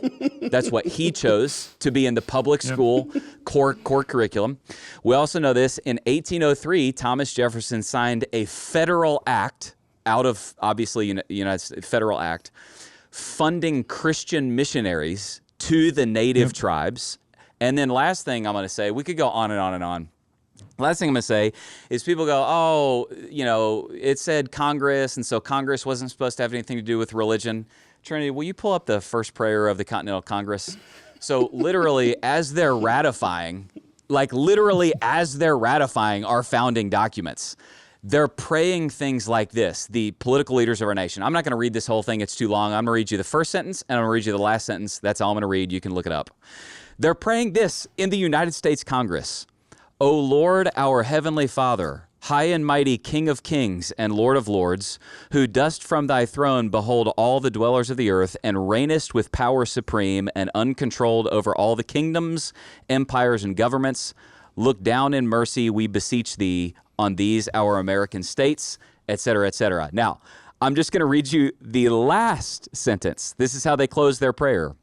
All this we ask in the name and through the merits of Jesus Christ, thy Son and our Savior. Amen. Ooh, Amen. Christian So let me just say, nationalism. Ooh. Yes, it's a complete and utter rewriting of history to think that these things meant we need to keep. Yeah. Any final thoughts here, Russ? You haven't said much. Yeah, Josh, I was just going to, sorry, go ahead, Russ. yeah, it's just if people are somehow like opposed to the Christian influence of 2025, they would be shocked and horrified to read the history of our nation over the last 250 years. If anything, what we're talking about and advocating for here on this podcast is like the Ozempic version of what the founding fathers believed in. You know, like, hey, people of faith should speak up in the public square of civic engagement and be unapologetic to guide and lead the nation in a way that is more righteous today than it was yesterday. It's like, and now that's the boogeyman. That's what we're all expressly afraid of and clutching our pearls and, warning about. If Christians were to do that, you're going to be idolatrous and love your nation too much. It's like, if anything, we would be seen, like us on this podcast, we would be seen as like the progressive sellouts to the founding fathers. Toast. What we're advocating for here is not even a return to like 1776. It's just kind of like, hey, it's okay for Christians to be involved in civic government, right? All right. Josh, I was gonna add, you and I toured a mutual friend's museum, and we held Bibles. Oh, dude, you can say it. We can just say it, right? I don't know. I mean, we held Bibles that were printed as one of the first acts of Congress, where they called for the taxation of the people, and one of the first things American taxes were spent on was to print a Bible to ensure that every school, and they were, private schools in the chapel of the little hamlets and villages, every school had access to the printed Word of God. And when they ran out of tax money to print all the Bibles for all the schools, the founding fathers pillaged their own savings to make up the gap to ensure every village, city, town, and community had a printed Bible available for the schools in that town. That was one of the first acts of our nation and how they used taxation. It's called the Aitken Bible. I was like, oh, dude, I'm going to go buy one. They're $150,000, so I'm not going to go buy one. You can Google it. It's Aitken. Just preach for me once. Yeah, I just got to preach for Russ one time. It's called the Aitken Bible. Okay, Trinity. Okay, Russ, I'm coming to you with the next objection, and I want it to be, we need this one to be short because it's only for theology nerds, and that's not who this.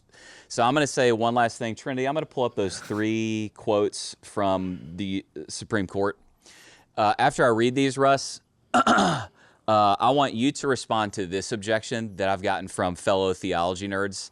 Hey, if you have a post-millennial eschatology, then seeking a Christian nation is fine, but seeking a Christian nation is incongruent with any other eschatology because all the other eschatologies believe we lose down here and the government becomes godless and then Jesus returns. So that's what you're going to respond to, Russ, after I read these. But to put a bow on what we're saying, this is really interesting. Look at the disgust on Russell's face. Okay, I know. That's why I wanted Russ to respond to it. So let me read these quotes to put a bow on this last thing we're talking about. In 1854, there was a secular society that protested to the United States Senate that the United States was too Christian in its governance, and they demanded a secularization of the public square. The following quotes I'm getting ready to read you are from the House Judiciary Committee, United States House Judiciary Committee, as well as some of them were from the Supreme Court of the United States. So here's one. United States House Judiciary Committee, 1854. Had the people during the Revolution had the suspicion of any attempt to war against Christianity, the Revolution would have been strangled in its cradle. At the time of the adoption of the Constitution and the amendments, the universal sentiment was that Christianity should be encouraged, not any one denomination. In this age, there can be no substitute for Christianity. That, in its general principles, is the great conservative element on which we must rely for the purity and permanence of free institutions. That is an official statement from the United States House Judiciary Committee. Here's another one. United States Senate Judiciary Committee, 1853. We are Christians, not because the law demands it, not to gain exclusive benefits or to avoid legal disabilities, but from choice and education. And in a land thus universally Christian, what is to be expected, what desired, but that we shall pay a due regard to Christianity. Last one, and then we're going to you, Russ. United States House of Representatives, official statement, 1856. The great, vital, and conservative element in our system is the belief of our people is in the the great, vital, and conservative element in our system. The belief of our people in the pure doctrines, sir. In the pure doctrines and divine truths of the gospel of Jesus Christ. There it is. So there it is. Now, Russ, let's go to you. Objection, Russ. Well, that's okay. All that's fine. But unless you're a post-millennial eschatology person that believes the whole world just gets more and more Christian than Jesus returns, then what you guys are advocating for, it's really, it doesn't jive with any other eschatology, because your eschatology believes that governments will get godless and then Jesus will return. So what are you doing, Russ? Yeah, I mean, it's only people who don't understand eschatological positions who would make that argument. These people can't even spell eschatology. And so, you know, regardless of whether Russ said regardless that, not me. of whether or not you're post-mill, like I'm not post-mill, I'm historic pre-mill as it pertains to my eschatology. But in large majorities in each eschatological camp believe in the concept of dueling revivals, that there's a revival of righteousness and a revival of iniquity. It's the wheat and the tares. They both grow together until the return of the master. And so it's this concept of the light is getting brighter and the darkness is getting darker. And those both happen at the same time until it reaches its apex and then Christ returns. So this idea of like the only reason why you would want to advocate for a better nation is because you're post-mill and nobody's really post-mill. And if you guys aren't post-mill, then you're being hypocrites as it pertains to your eschatology. That doesn't make sense. Large majorities of whether you're dispensationalist, pre-mill, post-mill, or somewhere in between, large majorities of all of those camps believe in both the kingdom of God advancing, the world, the earth, the nations that we are in, coming into the saving knowledge of Christ Jesus, and at the same time, the enemy and the kingdom of darkness getting more violent, more vitriolic, more negative. Both of these things grow in tangent until the return of Christ. And so this idea of just basically abdicating your responsibility in society, or taking a back seat, or even like cheering on things that are negative because it's a sign that we're getting closer to the return of Christ, is it's an anachronism. It's not true. What we will see in our lifetimes is the greatest revivals, the greatest moves of God, the greatest reformations that have ever happened in 2,000 years of church history, and the most insidious attempts for the kingdom of darkness to advance. Both of those things happen in tangent together until Christ returns. And so our job is to occupy, take ground, advance the kingdom. And in doing so, you know, that's one of the primary ways we bring glory to God. Ryan, and then I'll move us to the next one. Yeah, this is what 2 Thessalonians is about, where the church was starting to live idle lives because they thought the return of Christ was imminent, and they were rebuked for neglecting their daily responsibilities. That's really good. And he told them, don't be idle, work diligently and contribute to society, and that faith should not lead to passivity, but to active, responsible living. That's 2 Thessalonians chapter 3, verses 6 through 12. Bro, that's good, Ryan. That's really great, good, man. That objection. It's an accidental category confusion. Just because the Bible adjusts our expectations for the future doesn't mean it should change our goals in the present. Like, just because Jesus said the poor you always have with you doesn't mean we go, well, they're always going to be here, so we don't do anything about it. No, it's like, it doesn't matter what your eschatology is. You should still be working for his kingdom to come on earth as it is in heaven. That's category good, Josh. confusion. Let's go to the next one, and then we're going to start winding down here. And I'm going to start with you, Ryan. Yeah, Ryan. But, man, all of this, if we do this, all of this, it hurts our witness to tie Christianity to a political party. And Ryan, especially, hey, man, you need to know, guys, that, you know, Ryan, the Republican Party is just as bad as the Democratic Party. There's no party that moves us closer to Christianity in our nation. So stop hurting our witness, Ryan. Yeah. Okay, so we talk sometimes in these conversations about moral asymmetry. And just to make sure everybody's tracking the term, symmetry means things are like the same on both sides. So asymmetry means things are not morally the same on both sides. And what happens is people will say, well, you guys, you're just like against the libs and you think the Republicans don't have anything wrong with them. And what we would clarify is that every person and every organization has sin in it and needs God. But there's a difference between a party like the Republicans that has sinners in it compared to another party like the Democratic Party that promotes sin and enshrines sin as a part of its official party agenda. So everyone who listens to this can go to the Democratic Party website. It's public. You can find it yourself.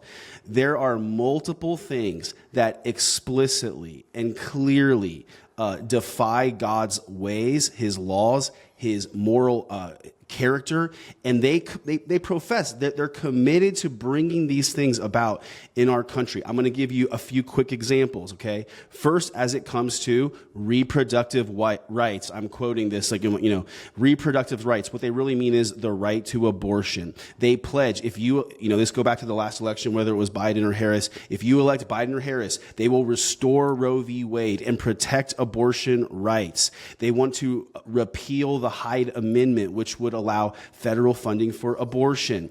They want to rescind the global gag rule, which basically it required that the gag rule was that organizations that promote abortion internationally can't receive federal funding, and Democrats don't like that, okay? A huge one is this, and this isn't part of their platform, but this is just a quick little tidbit. There were two House resolutions in the last few years. One was H.R. 26 and one was H.R. 21, called the Born Alive Abortion Survivors Protection Act. And what it said was, if you try to get an abortion, but let's say you mess it up and accidentally the baby makes it out alive, you have to give that baby medical care just like if it was any other baby that was born alive. And every single Democrat, except for one dude from Texas, every single one voted against it. Like, what demonic, godless organization would have that kind of value system? Whereas every Republican voted for it and said, yes, if a baby is born alive, we should give it medical care as any other born alive baby would get. Okay, the Democratic Party platform, I'm going to go real quick. They promote LGBT rights and transgender rights and same-sex marriage. They have special laws that they want to pass that they say protect the LGBTQ community from discrimination, but actually ends up giving them special status in society. They want to fight book bans that would keep pro-gay books out of schools. So, like, we as Christians would say, I don't want my kids in elementary school learning about sex acts committed between homosexuals. The Democrats want those books back in school. They also want to enact policies that would keep you from being able to object to same-sex practices based on your religious rights. There's critical race theory that they promote. We could spend all day talking about that. They support reparations, which is an unbiblical concept. Then there's one last thing with religion and separation of church and state. They will say in their party platform that they support religious freedom, okay? But then they emphasize a separation of church and state. And in the same section, they talk about how they oppose policies that allow religious beliefs to override anti-discrimination laws. Okay, did you hear that? In other words, what they want is they want to be able to keep Christians from using their Christianity to stand up against any type of LGBTQ agenda. You can't use your religion. Hey, we support religious freedom, but you can't use your religion to keep men out of women's bathrooms. We support your religious rights, but you can't use your religion as an excuse to keep men out of women's sports, right? Like, so we recognize here on this podcast, all of us as pastors, all organizations have sinful individuals, but the Democratic Party's platform promotes and advances policies that promote sin. and that oppose traditional Christian views. We don't think that all Republicans are perfect. None of us here think that. We wouldn't say, hey, President Trump is equal to Jesus. Like, none of us are confused about that. As Russell said, it's a boogeyman, this concept. But when you look at the problems of the right and the left, it's like there is no equivocating these parties' problems. One is imperfect, the Republicans.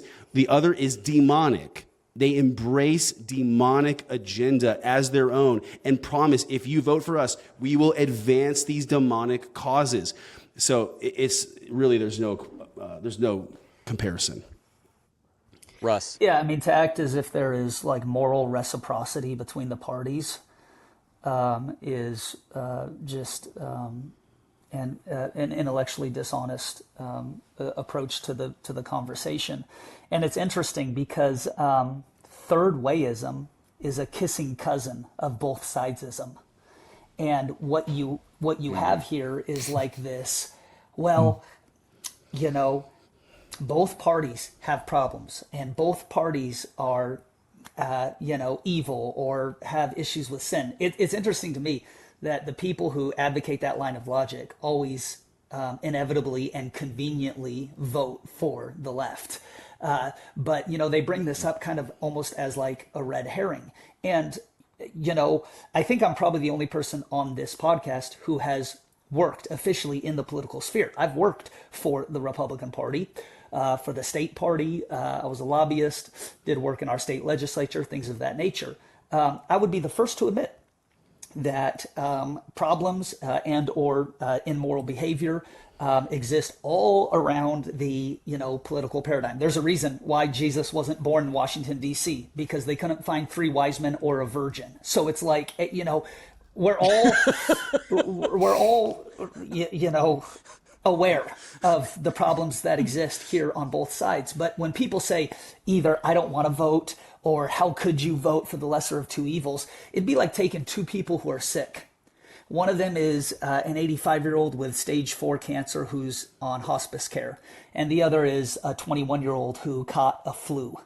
And it is true to say that both of those are sick people.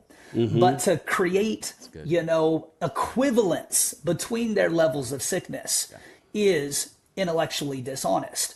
There's only one party that believes in the concept of morally transcendent truth that anchors its values in some sort of kind of cohesive framework and appeals to a higher power or a higher standard of truth that, frames in our understanding of moral law, which impacts our civil law.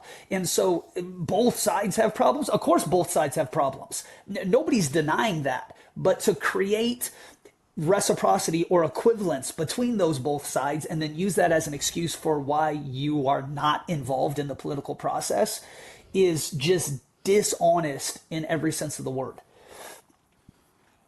Now that actually leads into, Josh, maybe you can dovetail with what I'm about to say. You can dovetail. Okay. So that actually speaks to an objection that the 4 of us have gotten, is that I've seen. I've had guys text me, is, man, you guys are like, hey man, don't coddle left, punch right, but you coddle right, punch left. You guys never critique. You only critique in one way. You only talk about that stuff in one direction. Josh, thoughts?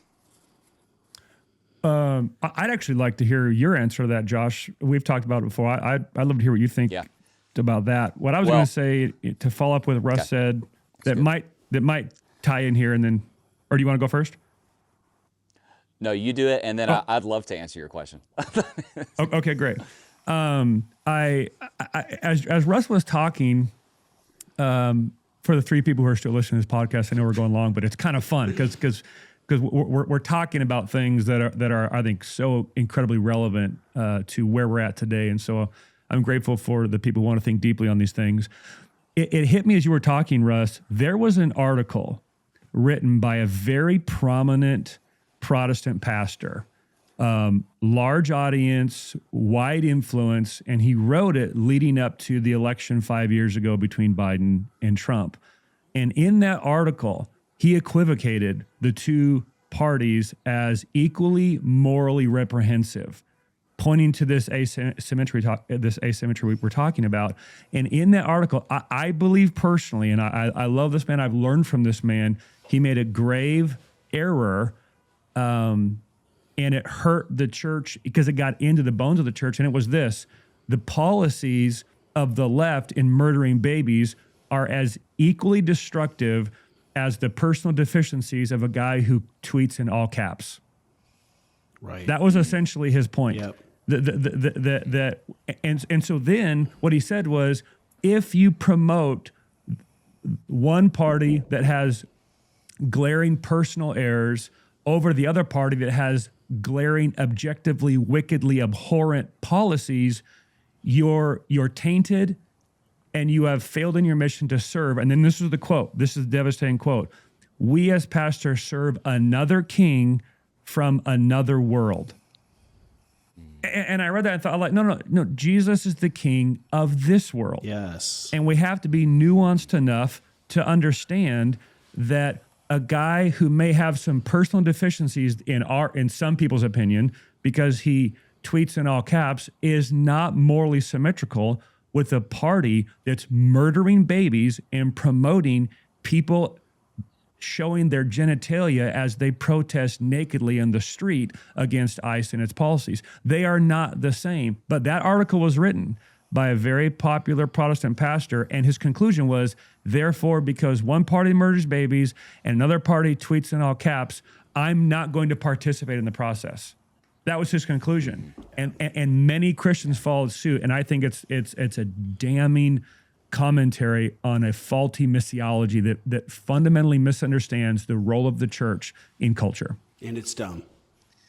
So, Here's Josh, what do you say to the people that what's your answer? Yeah. So hey man, you guys never critique the right. Hey, you do coddle right, punch left, or you coddle right, punch left. What I would say is, man, I'd say a few things. Number one, I do not get into what I want to acknowledge what Russ said. I don't get into dealing with the specific sins of individuals who are leaders and commenting on those publicly. If we got into that, like literally, we would do nothing else. So it's just like, hey, I can't deal with that. So what I'm going to speak to is policy. And very, very frankly, man, like in general, like, hey, show me which policies the right is advocating that are non-debatably overt national sin. So that's my one question. I think sometimes what people need to do, this is not conjecture, to Ryan's point. All you have to do is go to the DNC website and the RNC website, evaluate the publicly stated policies they're advocating for, and you have about 10 national sins that we're trying to enshrine over here.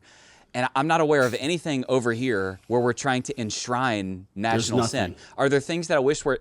Are there things that I wish were different? I wish we hadn't softened a little bit on some of the abortion language that was actually on the explicitly stated stuff. Like, I'm very staunchly, pro-life, that kind of thing. But as far as who is trying to enshrine national sin, it's like 10-0. Yeah. So, and we just have to acknowledge that fact. So to use Russ's analogy, if you're like, hey, why are you guys giving so much attention over here and not as much over here?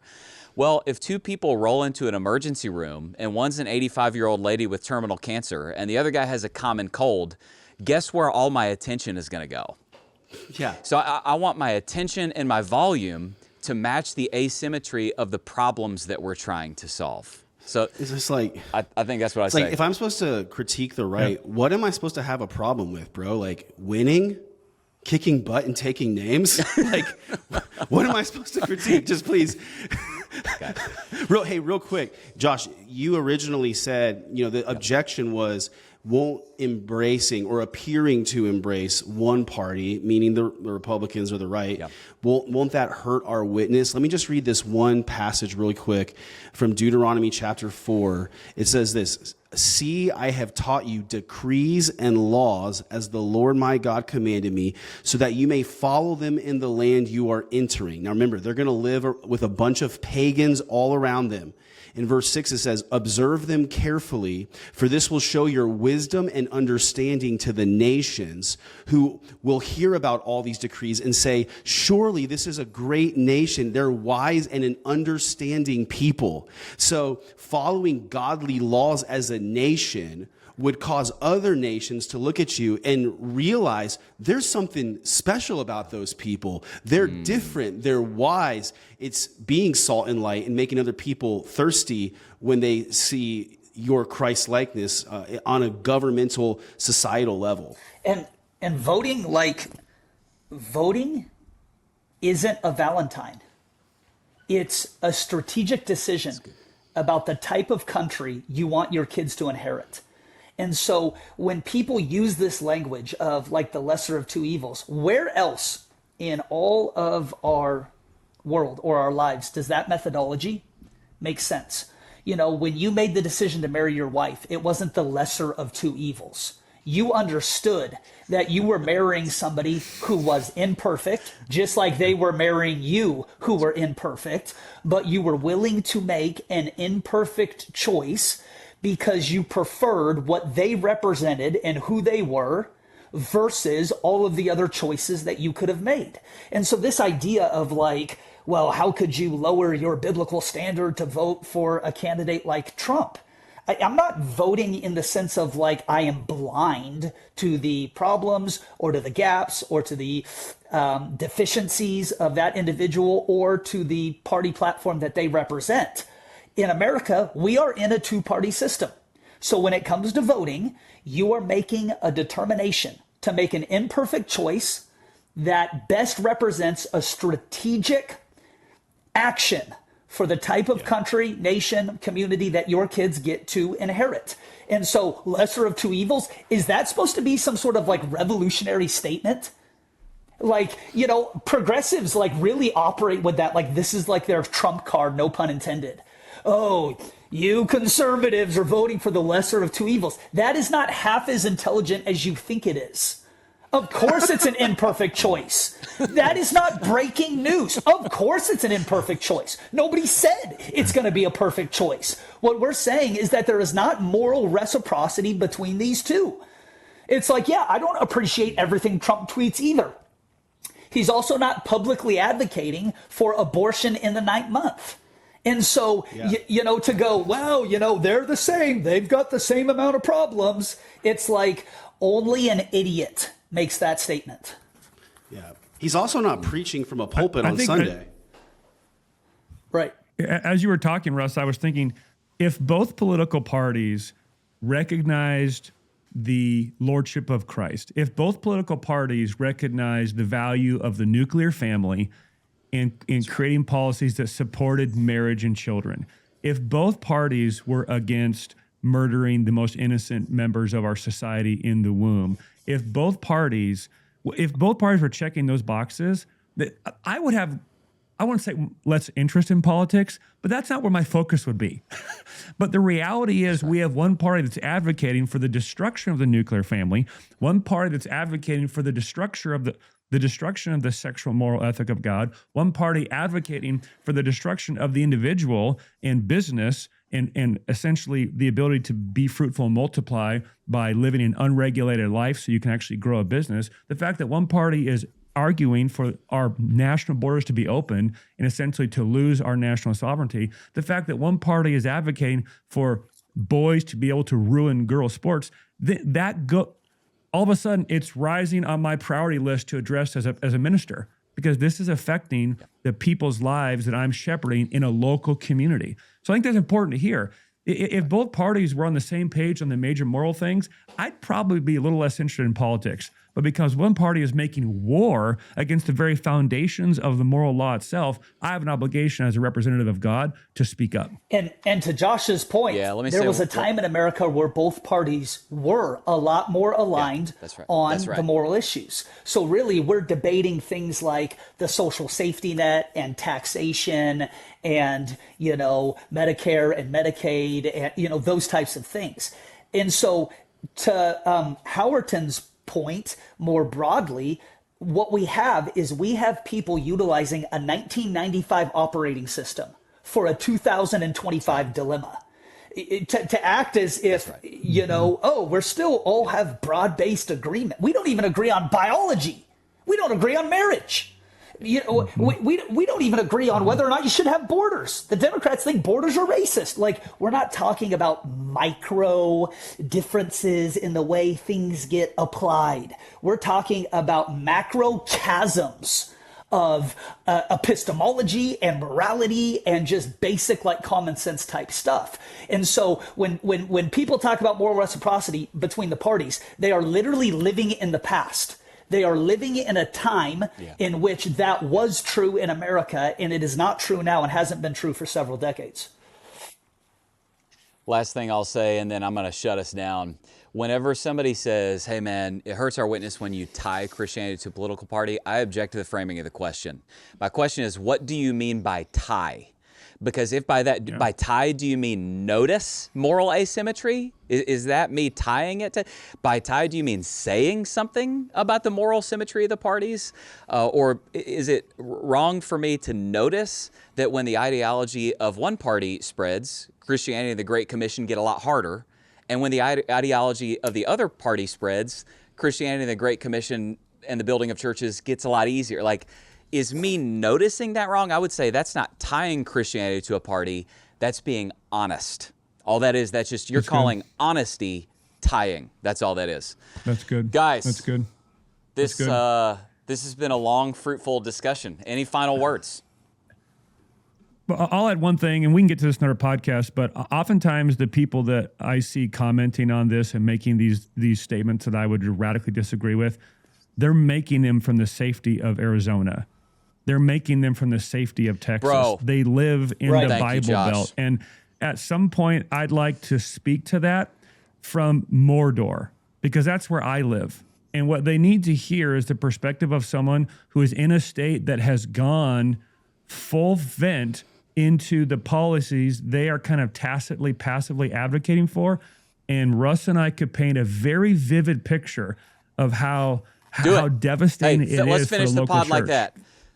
Well, you and Russ, because I advocate I know on you your wanna wrap it behalf up, so very frequently. No. I want you to do it. Would you mind sketching it? I tell guys this all the time, because it's like, what I notice is this guys in red and purple states or red and purple areas, they're the ones that are like, neither right nor left. Let's not tie to a party. And I'm like, dude, if you would hear firsthand what friends of mine like Josh and Russ deal with when they try to pastor in a bright blue area, you're saying that from the safety of things that you're opposing. Do you guys mind sketching it, or would you rather do it at a different time? I mean, I could sketch it quickly, but I do think it warrants a detailed discussion, because, I mean, we could skip over things quickly. I want to work with your time from here, Josh, but I mean, like, I could give you example after example after example in the last 2 weeks that would be very vivid examples of how hard it is to advance the mission of the church because of the nature of the deep blue politics that are antithetical to a Christian worldview working itself out publicly. And so when these guys talk, I just think you have no clue how easy you have it and how good you have it. You should thank the Lord that your state is currently red, because when it goes blue, it becomes exponentially more difficult. Every day Russ and I wake up, it's an alley knife fight just to survive as the local church. And I believe when a government makes it hard for good people to do righteousness, they're violating Romans 13. And so, you tell me, Josh. I mean, we could go into it or not, but it warrants a good conversation, I think. Russ? Yeah, I mean, the reality of pastoring a church that's located in downtown Seattle means that I don't have the convenient option to pretend that politicians, and political ideas have a downstream impact on the gospel, on the ability for the church to advance, and on the ability of a family unit to thrive. So, like, this is not in theory for me. Yeah, I'm not blogging from like some academic ivory tower, where I'm surrounded by, a bunch of people who want to pontificate on the, theoretical virtues of red versus blue. It's like I'm in the heart of a city that is routinely ranked as one of the least religious, most godless, and most progressive regions in the entire United States. And so I don't have the option to close my eyes, pull the blanket over my head, and pretend that politics does not have an immediate impact on the church and on people's lives. And you're 100% right. A lot of these people who are kind of bemoaning and clutching their pearls and talking about how, well, it's going to damage our witness if, we get too political. It's like they're commenting from, Scottsdale, Dallas, and it's like, dude, spend a weekend in Seattle. I've got people who line up outside to go to church who are routinely assaulted, punched, kicked, have water balloons filled with urine thrown at them, their addresses doxxed, death threats, you name it. I've been out of my house 3 different times over the last 4 weeks because of verified death threats that the FBI has made me aware of. Like, this is not like theory for me. This is reality. And so when I talk about the need for like Christians to occupy the public square and to have a public witness, this is life or death. And in a democracy, we get the leaders we deserve, which is maybe the biggest indictment on places like the Pacific Northwest. And what has led to the governance issues we have in a place like Washington State is at least partially the responsibility of Christian leaders who have taken a backseat approach because they don't want to get involved in the quote unquote culture wars. The culture wars are downstream from the spirit wars. What are you talking about? If you are not engaged in the public dialogue, you're not half the church, nor half the leader, nor half the pastor that you think you are. And so, for me and for McPherson, it's like, we've got real life analytical data for what it looks like when Christians don't advocate for Christological views and or public policy in the public square. And you don't want to export what's happening in Seattle across the nation. Yeah, it's great.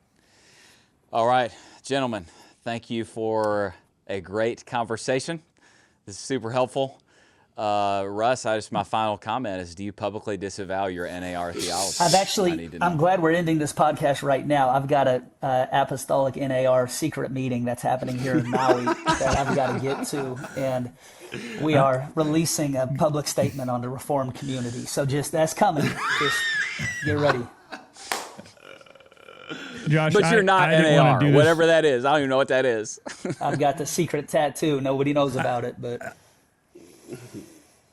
I didn't want to do this publicly, but I do feel like it's necessary so people can know where Josh is really coming from. Could Arthur Trinity pull up a picture I found a few days ago of Josh? Bro, Harris Walls. I knew it. There it is. So that doesn't it doesn't bring me pleasure to do that, but I felt like we needed to end with some reality. Man, yeah, call him out. Thanks, Josh. All right. Peace, boys. Love you guys. See you guys.